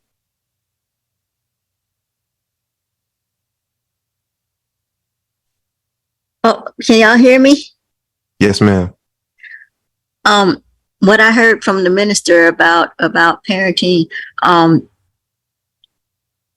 it kind of was different. I never heard, him talk about parenting like he did. He talked about forgiveness, to forgive your parents, but in all honesty, in my opinion, I don't think I can forgive what my parents have done to me. Maybe over time I can, because that's kind of hard to do, because he's talking about forgiving your parents, but some things you just can't, in my opinion, just can't forgive your parents for doing. But I am thankful that they did give birth to me and that I'm here. That's all I gotta say. Thank you. Yes, ma'am. Let's go back to Sister Sandra. Assalamu alaikum. Yes, what I like to say is, I notice children when they're in school, they get to know other children, and then they come home and say, "Oh, my friend, this and that and the other, gave me this bracelet or something. That's my best friend," and it's almost like you can't take uh, um, you can't pile them apart from that friend. The friendship is so close until that it's almost painted to their body. You got to separate them, make them understand. Hey, look, when do you want to wake up when you after you've had a sleep? You want to wake up at home. Stop asking, can you spend a night at somebody else's house? That's the point. Don't allow your children to spend a night at other folks' house. Let them know if they want to go to bed in your own room, you know, because that's not necessary. If you want to, if they're at that age that they want to do things with their friends, at least drive them over to the movie. Let their friends invite the friends to the movie theater that you'll be, where you be, so they can come over and you can get something going that way. Don't allow your children to spend a night in somebody's house. That's a bad habit. Don't let it get started, because as they grow older, they'll start, that's how they move from one house to another house when they get old. They're not independent, and they're from what they call pillar to post. So you have to wisen your children up when you're talking to them, and let them know what self-sufficiency is, you know, and tell them it's a no-no. Don't do that. Our praises be to Allah. Yes, ma'am. Thank you. Now that's real because Yes. you may raise your child right, but you don't know what somebody else is allowing their children to do. And you don't know what they're allowing their children to get engaged in. And now that child, you fine, maybe you don't, but then their child introduces something to your child without you knowing, without you being there to give the context and give the understanding. Now here go all the experimentation. Cause y'all know that's what we was doing. Y'all was doing it too. Shoot, you got that one friend. Oh, I can cut up over here. And there's some stuff you done did that your mama would never know that you did. Oh, it's some stuff you done did that your daddy would never know. But around them, oh, you the best child. Oh, not my child.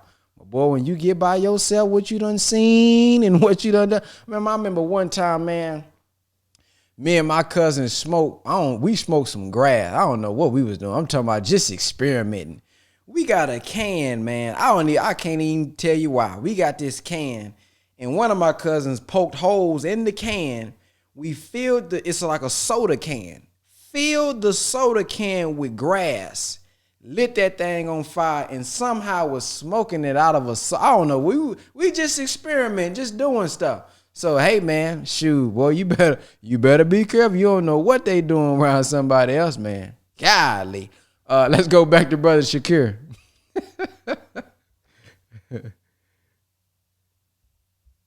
Hold on, wait. Start this time over. You got to unmute yourself.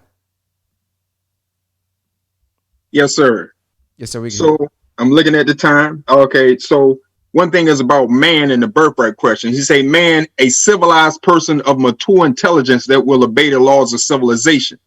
Then the messenger gives the definition of woman, a civilized person of mature intelligence who are inclined to follow their instincts and emotions. Then he gives the definition of a child, a person who must be controlled because of their limited knowledge, right? That's why you have these identifiers so you can know what to do. That's why I try to mention about you mentioning a training versus education.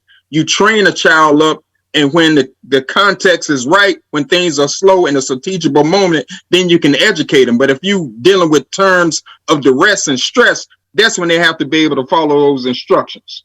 And like you said, when it talked about, that's why it says in part of the lessons, why does he feel now he is a big man? In this world, the Caucasian always wants you as a big man in body, but not in mind.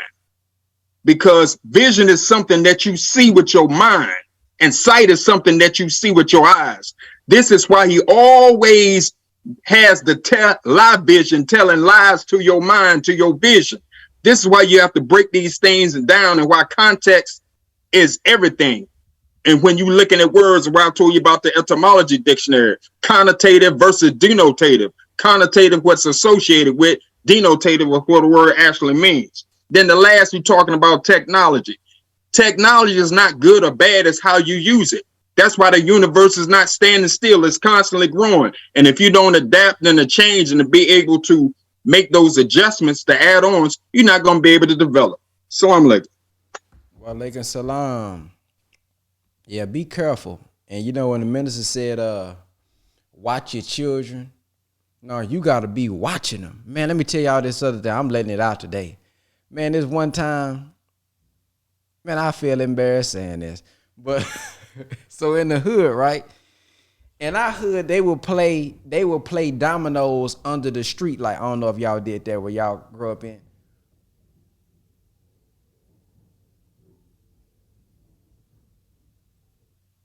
Oh, that's the garage. I said, man, I know it ain't thundering outside. But so in the hood, they're playing dominoes up under the street light. So of course they smoking, they smoking, they blacks, they smoking this and that. Tell me why me and my cousin, man, this is so nasty. Me and my cousin, right? This is when we super, super young. So it's out of my body now. But when you smoke it, right? Nah, this is a different cousin. When you smoke it, right, they flick it. Y'all know how some of y'all do. Some of y'all still, come on now, y'all on the power call, acting like you ain't. Okay, so when you do it, they flick it, but it's still lit. So me and my cousin would go pick them up and hide behind the car and get about 2 or 3 puffs in and throw it away. Hey, no, but let me tell y'all what got me not to experiment no more. Man, this one time, we was in some apartments. Again, I'm outside with some guys I really don't know. You know what I mean? I always hung out with older people that was a little older than me. So they about to smoke. And so I hit it, right?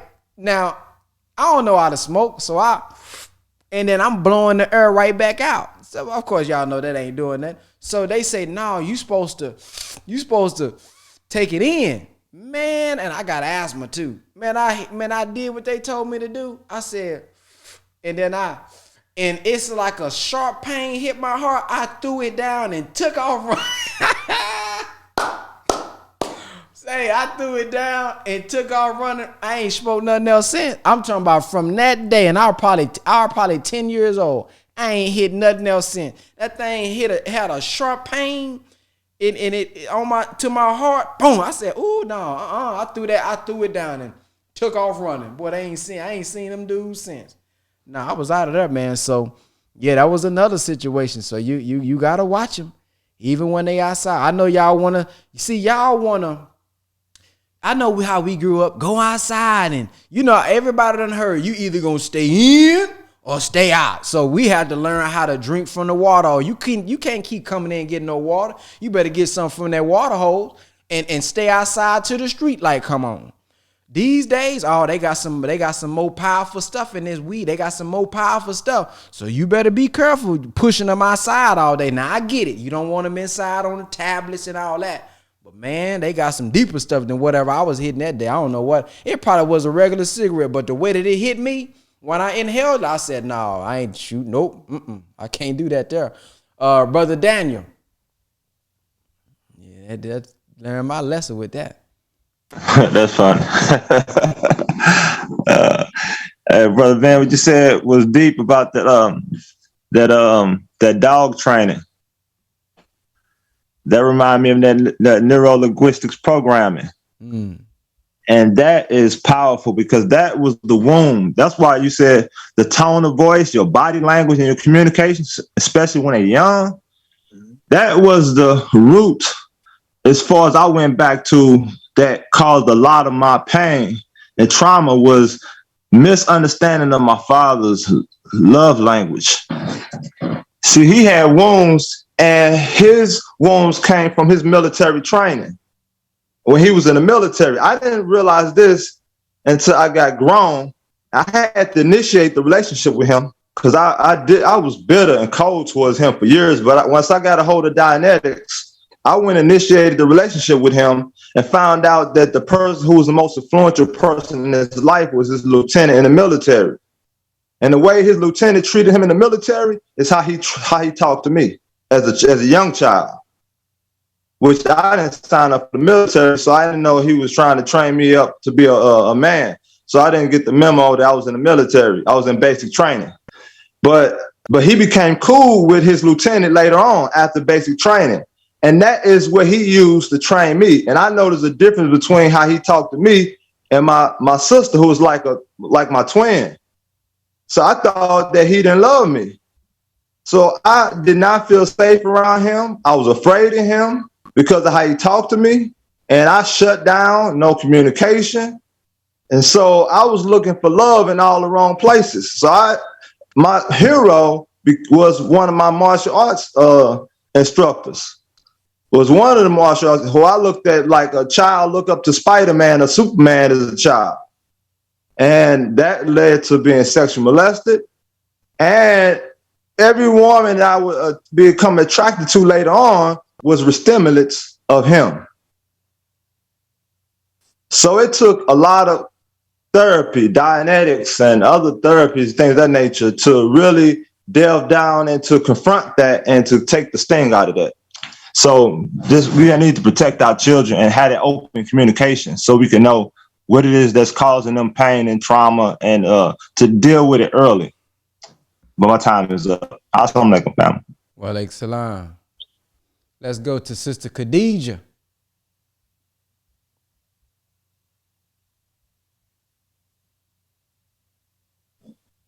Hey, assalamu alaikum. Alaikum salam. I wanted to kind of piggyback. I have different points I wanted to make, but I wanted to piggyback off of what the brother just said.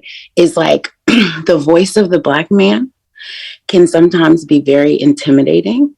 And I say that because as a woman who grew up in a fatherless home, hearing the Black man's voice, even if it's in guidance, discipline in any area, it can sound harsh, especially if you're not used to it or you're in a society where the white man is teaching you primarily, right? And it took me some time. I remember I was getting courted internationally, and he was a Black man from the continent of Africa. And during this time in the courtship, the gentle correction and all of that stuff, it was a totally different kind of approach from what I was used to. And it really inspired and encouraged me to follow certain rules or being corrected in different approaches. Anyways, we ended up not working out because I wanted a Black man from North America. And anyways, so the thing was that it taught me how to approach even children. So like I'm also a teacher, and I remember I had a class of 19 boys and 9 girls, right? And the students pulled me aside and were like, we feel like you empower the girls more than you empower the boys. And I was like, for real? And they were like, yeah. So I got the co-teacher to put off, like to take the girls out, and I had a conversation with the boys. And what that taught me was, it was like we had created an environment where I had always told them, like, I'm your co-coach, but at the end of the day, I'm coaching you to be your best coach to yourself. And I think so often the voice that we use with our children is the voice that echoes in their mind when we're away from them. And creating environment is super important because it allows them to open themselves up and express themselves. And then my last point is, during this time I was in China. So I was a teacher in China for 5 years. And what we call the children is Xiaopengyou. And Xiaopengyou translates into English as little friends. And when I heard that, I had never heard that before. It did a total 360 perspective change, because when I started seeing the children as my young friends, I thought about, how would I correct my friend? Would I yell at them, or would I teach them and help them understand? And that was a totally different approach. So I'm done. Thank you so much for the time. Assalamu alaikum. Walaikum salam. Man, let me say this. Now that I'm a parent, I know some of y'all older parents may be able to let me know. Man, as long as we was outside sometimes, especially if we stayed out a little bit after that street light go down, man, I know y'all had anxiety, didn't you? I mean, you were just praying and hoping that they come back every night. I'm just thinking about that, because my children, they don't like going outside. They don't be out. But I'm just sitting here wondering, if they was out as long as I was out, man, my heart would be beating every day. How do y'all get used to that? Like, I know they all right. Because you never know what's going to happen. So, man, now that I'm getting older, boy, they say when you get older, you understand. Man, I know that was traumatizing. Every time they go outside, it's like, boy, I hope they come back, their young self. But anyway, let's go to Brother Jeremy. Brother Jeremy McCall. Hey, I'm sorry. Thank y'all for letting me share too. This is my first time. Yes, sir. What I was mentioning earlier, I heard a sister or brother earlier say that there's no book on parenting. There may not be a book on parenting specifically, but we have plenty of teachings that will help us be the best parents. And to just bear witness to those teachings, I was saying my 9-year-old son yesterday, and I know it's an early age for a child that I think to be interested in girls, and but that's this world that we live in now, and these teachings are so on time to help us deal with these types of things in the world with our kids. So I asked my son, what was her name? He told me, the basic stuff, and he said, but Dad, I don't like her because she's cute. I like her because she has the same spirit as Mom. She has great characteristics as far as caring, and it just completely blew my mind, to make a long story short. So growing up the way I did, with no dad and not knowing how to deal with those emotions at a young age when things happened to me the way they did, it let me know that those teachings, oh man, for my son to say that at 9, I can imagine there's some brothers and sisters who got nieces and nephews that are in their 20s. Same thing, because they probably got some baby mamas and baby daddies that we don't understand the relationship. But I'll say to any parent that just the teachings will help you be the best parent, and you just incorporate that and use it in your life and soak it up, because that's the only thing that's going to help your children survive this world. And of course, they do have free will, but as for now, I do have the comfort that to do wrong later in life did get the right teaching from me as. And that's all I got to say. Walaikum salam. Yes, sir. Let's go to Sister Aina. Yes, assalamu alaikum. Can you hear me? Yes, ma'am. All praise to Allah.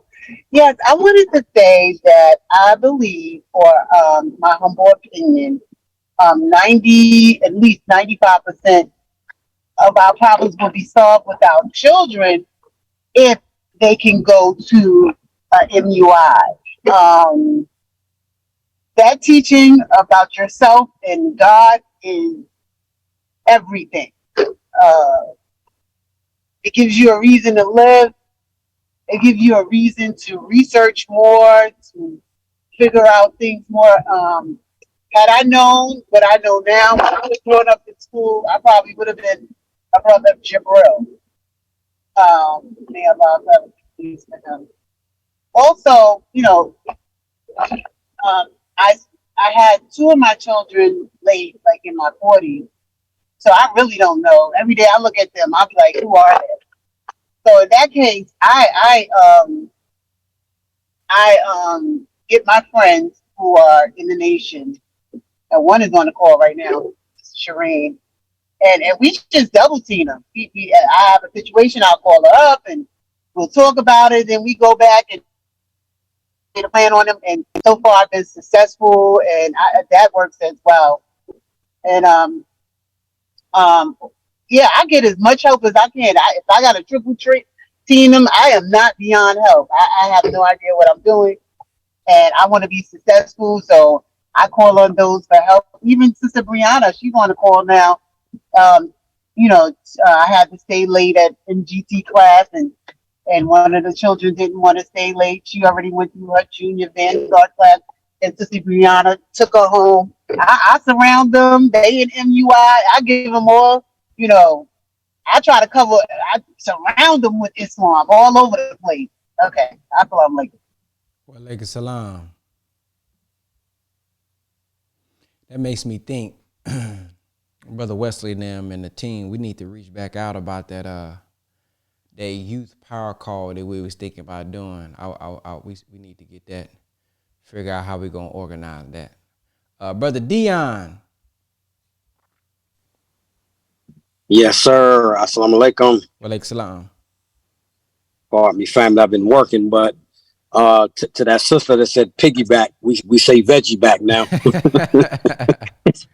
in all love, the previous sister, she went straight to the jugular, but beautifully said about our children going to MUI. By Allah's grace, I have 12 children. My current wife, which is my second wife, is pregnant and due by Allah's grace in 6 weeks. I'm saying that to say one of the things that I believe that hurts us as parents is we're too emotional instead of rational in regards to things that we may give to our children, allow them to do out of emotions. I never thought that I would go beyond my children not playing with toys. I cut that, them buying them toys. I do the figurines and all that. I have younger children as well that depicts their own images. But from my experience, I think the emotions hurt us too as parents by giving our children what they may want and not what we should give them. The brother that spoke about his 9-year-old, beautiful brother, which you shared, I have a 9-year-old son, and I actually took him to the national training with me about 2 weeks ago. But in short, I noticed the echo what the sister said about the MUI. My 9-year-old and my children, I don't have them in society per se, in public schools, anything like that. And they less social as well. But I noticed when my 9-year-old went to the national training, he was amongst the believers in that atmosphere with the children. He just opened up like these were, just children of the world. So I'll end to say that as parents, we have to be less emotional in regards to what they watch on TV. Just don't let them watch it. No Disney, no this, no that. It's just no. That's it. Just in regards to how we can guide them more with the teachings and then the things that we'll implement, with the guidance of the minister. That's what I have. Yes, sir. Thank you. Sister Angela. Assalamu alaikum, family. Walaikum salam. My comment was basically from the minister when he spoke on speaking to your children and asking them for forgiveness. Because I have 3 children, and my oldest pretty much went to an MUI in Atlanta for the first 14 years of his life. So his upbringing is a little bit different from my younger 2 because they actually attended more of a public school setting when the family was just discussing MUI versus a child in a public school setting. It is a difference, you know. My oldest, I got introduced to brother Ben X through my son. You know, he when he got his phone, he went and found a conscious community instead of just doing the normal things that children would do when they have their own device and use it for whatever they like to use it for. He actually went and found brother Ben and had been tuning into him his whole time as a senior in public school, but he stayed connected to the community of believers. So when the minister say, you know, have a conversation with your children and ask them, have you done anything? I have to go back to my children and do exactly that. I'm kind of afraid of what I may hear, but I really want to do it because I want our relationships to be strong and them to be able to converse with me about things that they may need my wisdom or my coaching on, because I'm at a stage where he's not a child that I'm saying the child, he's 22. He's not, we're not at a stage of dictatorship. It's more of us coming to reason on certain things and being more of a coach and a guide, not necessarily a parent that says, this is my house and this is, you know, what I want you to do. That's it. Assalamu alaikum, family. Walaikum salam. Praise be to Allah. Sister Rashida. Assalamu alaikum. Walaikum salam. I actually have more of a question and just to ask some guidance on the situation. My youngest son, he's 21, and he's in a relationship, but the relationship is with a white girl.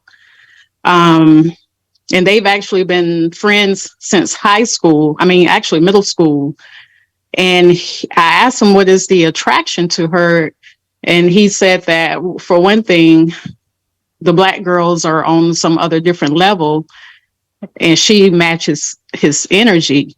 And in middle school, I asked him, what is it about this girl? And he said that they're more alike in their thinking. I don't even know. So he comes to Savior's Day with me every year. I didn't quite raise them under the teachings like I should have, but that story goes back to my childhood and how I was brought up in the nation with strictness and that whole diplomatic type of structure in the household when it came to Islam.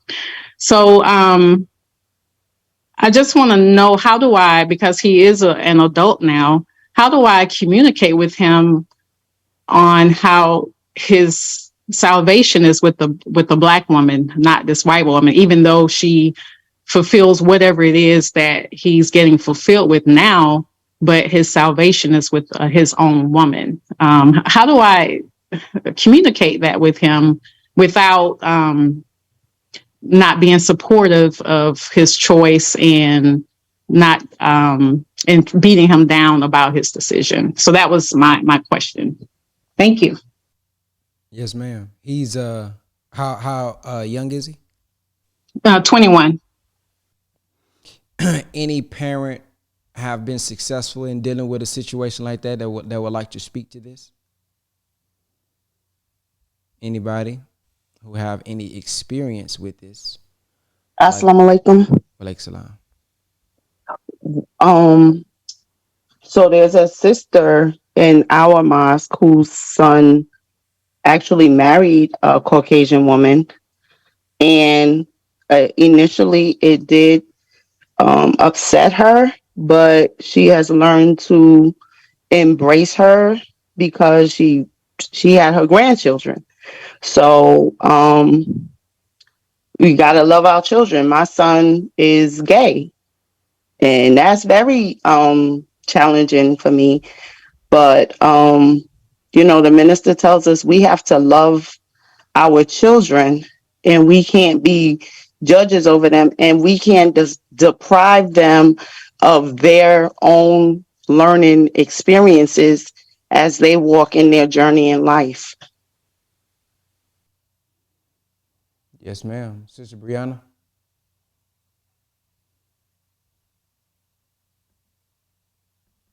Sister Brianna. There we go. Apologies. So I'm definitely not a parent, but what you were saying is what I lived through personally. I've only been in one relationship. It was a white man. And I said that it was because I've never been treated that. Sorry. Okay. So I said that it was because I've never been treated that way. We had similar values, but what I will say, what I personally went through is I had to understand that no matter how someone treats you, if they're not your people, they're not gonna fully understand what it's like to live Black, to be Black, right? When I really truly learned the power of myself and the knowledge of myself, it makes me look back like, Brie, what were you doing? Right? So just from personal experience, you said that he's not that much in the nation, right? You said that he goes to Savior's Day, but he's not like in tuned in the teachings. I personally feel like if he was a little more in tune, especially those Friday night groups, woo-wee, that it would help. And this is just based off my personal experience, because what he went through, same age and everything. I dated this man, 21, a year and 10 months. And what he was saying was very similar. So I hope that helps. Sister Randisha. Yes, assalamu alaikum. I don't know. So for me, it is, my mom is a Black woman. My father is a white man. It was something challenging for me as well as to have a white father, and then when we had to sit down, they asked me, how do I feel about them? And I said, I don't feel bad. You are my father, but I understand who you are. You know what I mean? So I just think that if you just love your son through it all, that he will actually come through. But as long as you continue to beat him down, or, if there is like some resentment or whatever against a girl, he's going to continue to push back. He's never going to give you that benefit of doubt of letting you, of satisfying you, of yes, he maybe should leave her, but as long as you love him through, then he'll get it. So time and patience and definitely prayer. Sister Khadijah. Assalamu alaikum. This is an interesting one. I want to say I have life experience as well. It wasn't until recently that I started dating Black men. And I hadn't dated Black men since college. And when I left and went abroad for 5 years, it just was like, that wasn't like, Black men weren't around. They didn't travel. They didn't, they weren't, if they were around, it was just rare. So I was around a lot of different kinds of men. And I understand the part of, having that understanding. The approach is totally different because it's a totally different culture. And so I get those reasonings. What I will say, what did make me turn and change into like, okay, you know what? I want a Black man from North America. I want a Black man who knows himself. And I think when you get that self-knowledge, it doesn't have to be don't make the conversation about Black versus white, right? Because there will always be some type of logic that they will defy or they will find to defy. You have sisters like Candace Owens, no offense to her or anything, but they're sharp in their understanding of why, and then doing diversity and equity inclusion, it gets a little sticky there. But I will say, when you teach them to recognize the programming, right? We've been taught by white men, we've been taught by white women.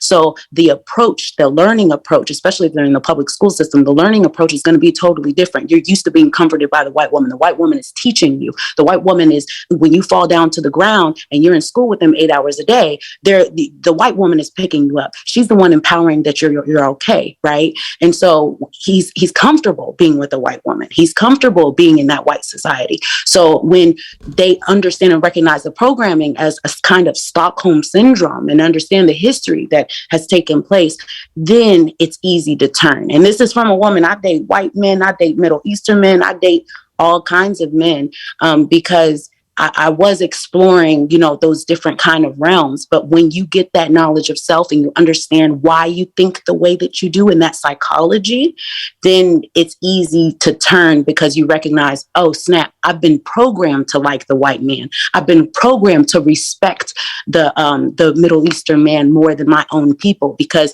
I recognize that our people have been put in a particular situation that nobody else around the world would understand, except, our particular people. So I don't want to go over time, but thank you for letting me speak. Yes, ma'am. Brother Martin. Assalamualaikum. As a father whose son was brought up in the nation, when he became of age to date, he fell in love with a Caucasian young lady who I now have 3 beautiful grandchildren. As far as his salvation, he just texted me just the other day, Dad, thanks for bringing me up to understand Christ in my life. As far as my daughter, I don't even call her my daughter-in-law. She's my daughter. She's been in our family for, my youngest grandson is 12, so about 14 years now. We just have to continue to love and embrace him. His salvation is between him and the God. Understands who God is. As long as he understands his role as a man, a husband, and a father, I just have to embrace that he accepted the teachings. He went the path he chose to. I could not decide that for him. When he ran into little complications one time, he called me and told me that his father-in-law went to Africa and came back and gave him 3 monkeys. And what did that mean? I said, take him to the side and ask him. He never came back to me and told me what that conversation was about. But anytime I'm in the presence of his in-laws, there's never any disrespect. They know who I am. They know what I stand for. They know what I believe. There's never any negative communication between us. And you just have to allow people to be people and love. Yes, sir. That was the time. Let's go to Brother Dion.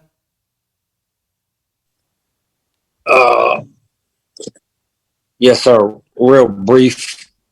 Pardon me, because I'm working. The minister did a lecture where he said that, how can that white man that the sisters with love you when he doesn't even love your own father, and vice versa. To the brother that just spoke, I believe that's a wonderful thing from a spiritual aspect of the white girl that's in your son's life. So I don't have anything to say about that. But I believe as we're growing in the teachings, we're understanding the necessity of Black love and Black family. So what I would say, sister, is just feed your son the truth. The minister said truth is like light, and Allah, I believe, will cause the circumstances for all of us to see the truth. So just feed your son truth. Be wise as a serpent, gentle as a dove, and just feed your son truth. Assalamu alaikum. Walaikum salam. Let's go to Brother Shakir.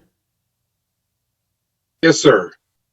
About that particular issue, a lot of us, when you haven't sat down and studied the lessons, you really answering questions from a cup that is not full. And then once you learn your lessons and you study this supreme wisdom, you're going to find out the way that you approach all situations, the way that you answer questions are not going to be from the position that you answer them by not knowing yourself, right? So when I have a, just getting in the family, I got, all types of people in the family. But when you study, there's 16 shades to black, right? Because it goes from black to brown, from black to brown, from brown to red, from red to yellow to the absence of color, which is white. So within those 8 phases, there's a female component. 2 times 8 is 16. That's why we say there's 16 shades to black when you study the mathematics of these lessons. So when you get into it, the deeper understanding is that when you see the original man, when you go to China, you see the original man when you go to Japan up in the mountains, the Jamon people, slanted eyes, dark skin with dreadlocks. No matter where you go, that 666, 6 carbon, 6 the carbon, 6 protons, 6 electrons, and 6 neutrons. You can't, all life forms come from carbon, which is black. You can't get no blacker than carbon. All life forms come from that. All life forms. So when you study that, you got to know who the original man is when you looking at the original man, no matter, because culture is people activity. I'm not going to be wearing linens like I would do in Arabia if I'm living in Alaska. My people activity and my culture that is going to dictate by the climate and the area that I'm in. So you have to study your lessons. I know that's why I don't even really say anything, and I just sit back and watch the development of the people, going from follower to a believer to a knower to a God. Because remember, in your student enrollment, it say who is the original man. They don't say you a Muslim. It don't say you FOI. It don't say you MGT. It say you God. That's your specific identifier. But you got to go through the process to get to God. Right? And so when you study these things about women, when my parents had to get married, you have to take a blood test. Now you don't have to take a blood test because the Caucasian has mixed his bloodline in with everybody. That's why when it says, when you study the teachings, he said what? The reason why you dealing with this, why this man is trying to marry this particular black man, they trying to get in the hereafter. Because remember, whenever you see a white rhino or a white buffalo, it's a genetic mutation.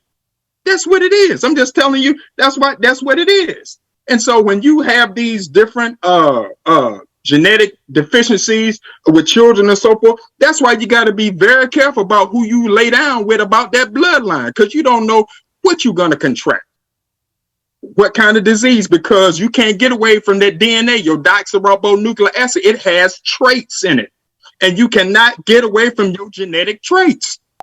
You can have sickle. All right. Let's go over to Morimi. Morimi, am I saying that right? Morimi. And then the last one that before we close out is going to be Brother Wesley. Hey, Brother Ben. Yes. I just want to say thank you for this invitation to the Zoom. Yes, ma'am. It came right on time because I'm actually about to bury the woman who adopted me, my grandmother. I'm about to go see her body right now. You guys really hit a lot of key points that I've gone through in the process of being a parent and a child. I got to experience both sides of the fence. But I would like to just start off by saying that words are very powerful, especially when they come from your parents. You can either curse your kids or you can bless your kids. And I grew up, my grandma was a Jehovah's Witness. So I was always taught to be set apart from the rest of the world. And then it was like, I felt like it was too much pressure. So I kind of went out on my own, had kids of my own. And now it's like I get to see everything kind of blossom before my eyes, the things that she taught me about the Bible. Um, but the main thing that I learned is that I have to raise my kids by building them, and to teach them the way is only through a law. So if they do decide to go anywhere as far as change direction or course from God, I want them to know that it's going to be good days and bad days, that they always got to keep their faith. And I can't force them. I can't force God on them. They have to realize that God is within them, and will become a God one day. Right now, their vision, like God said, is with their mind, and their sight is only with their eyes. So you can't just go by the things that you see, you know. So I was always taught to obey God, and that there's a frequency between love and between hate. So we have to always keep a good spirit within us, and that the watchtower and the awake taught me about the end of times, and that we come at a time where kids are gonna be rebellious, and it's our job as parents to reel them back in, you know, and to elevate them higher. We have to know that we're learning with our children, and our children are learning with us. And I would never say that I'm going to pray over my kid. I'd rather that we come together and we pray together, because I don't want them to feel as though there's one better than the other. I can get just as much love and teachings from a child than I can from an adult. Because whatever they're doing that's wrong is a part of me that God is trying to pull me to gravitate and elevate to either fix within myself or to fix within others that's outside of my relationship with my children. So we all have some type of relationship with the frequencies. Yes, ma'am. That was the time. Let's go to. Thank you for sharing that. Let's go to brother Wesley. Assalamu alaikum, family. Just to kind of touch on that last point that we were speaking on as well, because I come from not necessarily wanting a white woman, but also coming from that mind state of thinking you getting over on the enemy by dominating his woman. You know what I mean? And just to be able to get over that love for yourself, that love for your people, and just what I always go back on is what student minister Nuri spoke on too when he came on the Q&A about continuing to refine and purify our example and our explanation, not just give an explanation, but continue to give that explanation and refine our approach so that we can show what is good for you, not necessarily condemning, put that clean glass continue to next to it and be able to let them see for themselves why this is not necessarily beneficial for you, and then show the benefits of what is beneficial for you. But let that choice will get made ultimately if we continue to refine our approach in the way that we handle our children, the way that we handle one another as well. Because even coming from a background of dealing with people that's in the so-called streets, you have this want for domination. You have this want for wanting to conquer so many things.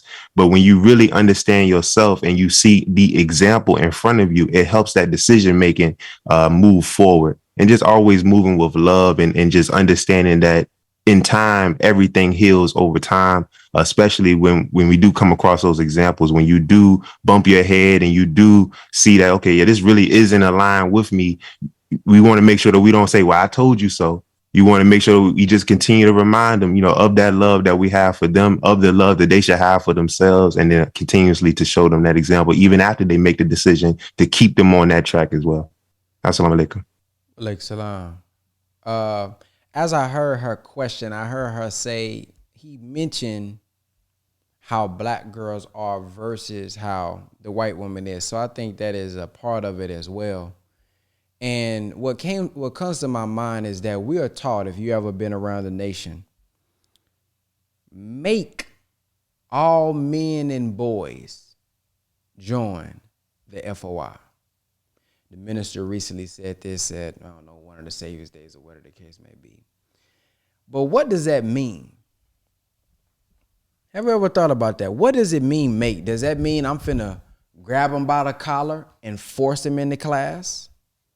Does it mean I'm finna choke him up and make him sit down in the chair and listen at FOI class? What does it mean? Make all men and boys join the FOI. Well, the minister spoke on that in 2018, I want to say. I'm going to get the clip and I'm going to share it, inshallah, on Monday. So if y'all can remind me to share, because I don't have the time to go find the clip now. But think about how the enemy makes us do things. If we go to the average,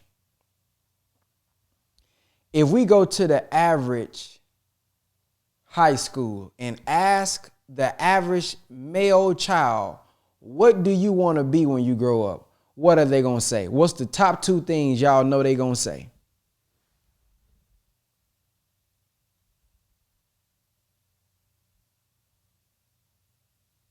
Just put it in the comment section.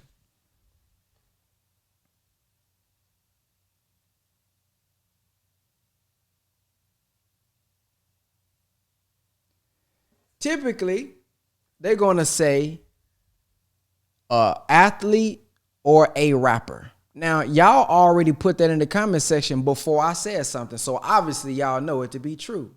Why is that? Why is that? Do we think that's a coincidence that no matter what city we in, no matter what state we in, no matter what area we in, most of the time, this is what they're going to say? So they are making them like that by what they are putting in front of them, the examples that they are putting in front of him. When I hear that question, I just hear bad examples of black women. That's all. All black women not like that. So he was introduced maybe to a good example in a white woman. Maybe she was okay, mindset wise. And he seems to be getting maybe the ratchet version, or, you know, we got that version in us. They got that version too, but he was just introduced to the wrong type of woman. So I would say, think about what it means. Make all men and boys join the FOI. Because there's an example that needs to be set. There's an environment that needs to be in place for the mindset to be programmed. As they said, the more we get knowledge of ourselves, look at what the minister says. And Captain Dennis told me this as we was traveling. You can't love that which you don't know. The minister said, we run around here telling everybody, I love everybody. He said, oh, you don't even love your own black self. Right? So the more we fall in love with ourselves, the more we get the knowledge of ourselves, the more love we have for ourselves, and the more respect we have for self. But there's always extreme. There's always anomaly. No matter how good you are, we are human beings. We're going to make our own decisions. So to kind of comfort you, y'all do know that the Honorable Minister Louis Farrakhan has a son that was in an interracial relationship, right? So ironically, I already had a clipped up. So here's the clip to hear from Brother Joshua, the Honorable Minister Louis Farrakhan's son, on this situation. Thank you again, Uncle Jeff. Here we go. Love you. That's not it. Dang, that's not. I thought I had an actual clip, the clip of it. Let me see. I might have it by typing in. Dang, that's the whole video. But go check out the whole thing on the People's Podcast. Brother Joshua has a interview with Brother Joshua. That's funny. On the People's Podcast, and he talked about that. I thought I had the clip. I have the clip somewhere. But he talked about how the minister responded to it as well. And I want to share something as we close out about any of us who didn't have that time with our children. We didn't, you feel like maybe you made some mistakes and things of that nature. I want to share something from the Honorable Minister Louis Farrakhan about mistakes, because with children and parenting, you can often feel like I made a mistake, I'm a failure, right? So let me share this from the minister. I'm going to still try to find that clip because I know I posted it in the Telegram before. So I'm going to try to find the clip before we close out, because I would like for you to hear that. But let me play this clip right here first while I go find that. Cherish who you are. You're going to make mistakes. Don't worry about that. We all make them. If we were perfect, the Savior wouldn't have had to come. Yes, sir. If we were clean, he wouldn't have to be merciful. Yes, sir. if we didn't mess up, he wouldn't have to be asked for forgiveness. So since we ask for forgiveness, we ask him to show us mercy. Please, Allah, help us. We have been unjust to ourselves, and we confess our faults. Don't confess them to me, because I don't want to hear them. It ain't none of my business.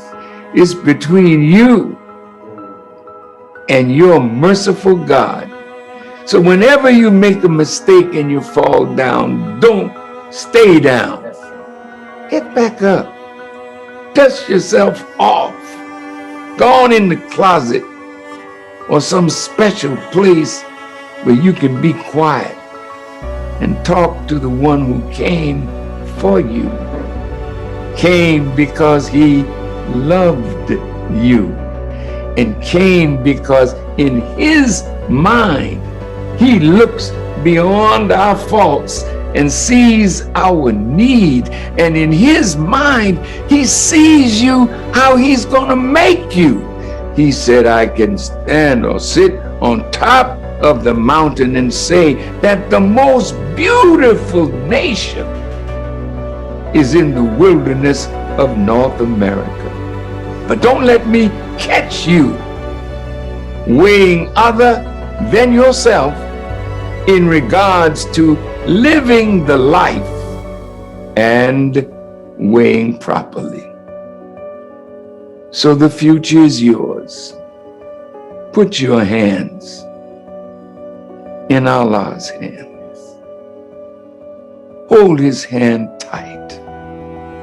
And know that if others fail you,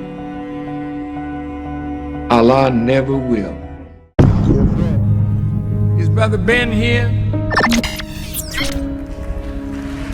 Brother Ben. All right, so I think I found it. I think, let me see. Hold on. Just hold on. Give me a second. You know, I'm looking for a beautiful, what's right, resurrecting dead and with me. Okay, I think this is it. Let me see if this is it. I hope this is it. Hold on. The sac. Hold on. I think this may be it. All right. And she and I lived down there with my daughter, and the minister, you know, didn't see me for a while.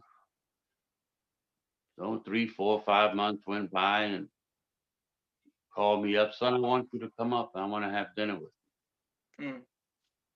And I come back and I'm glowing.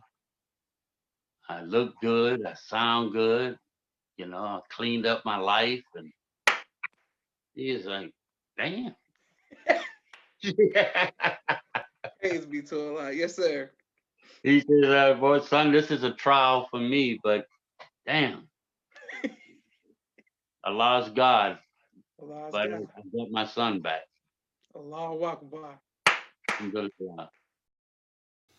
So that was from Brother Joshua and his situation with the Honorable Minister Louis Farrakhan. So of course I don't have that problem. Inshallah I won't. So that's why I didn't necessarily speak directly to it, and I wanted somebody who actually went through it to speak. But I will go tune in to that lecture or that interview with Brother Joshua Farrakhan, because he goes into it a little bit about how the minister handled them. So hopefully that you got some type of counsel, some type of guidance, some type of information that you needed. And with that being said, this has been another long call. But I thank you all for tuning in. See you guys next Monday at 8 a.m. Central Time. Now remember, I would like for you guys, if you're not registered believers, to be my guest tonight at 7:30 at your local Muhammad Mosque study group. All you got to do is go to www.noi www.noistudygroup.com, www.noistudygroup.com. Try to do it ASAP. Try to do it right after this live so that the sister have time to reach out to you and find out where your location is. She's going to give you the instructions on what to sign in for the sign-in sheet, and make sure you take a picture of it and send it back. All right. I know we were supposed to talk about the task and, the thing, but we kind of ran out of time. So we'll strive to do that next week. Go to the People's Podcast on YouTube, type in the People's Podcast and type in Brother Joshua Farrakhan, and it should come up. And it'll say it on, I think that's a part of the title, like interracial relationships, like it's a part of the title. So it should come up that way. All right. Assalamu alaikum, family. I'll see you guys next week. God willing. Is Brother Ben here? Brother Ben.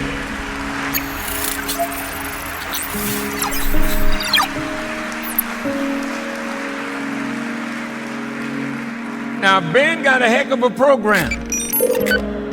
A lot of people listening to Brother Ben. And Ben tells them about the minister. And Ben tells them about the minister.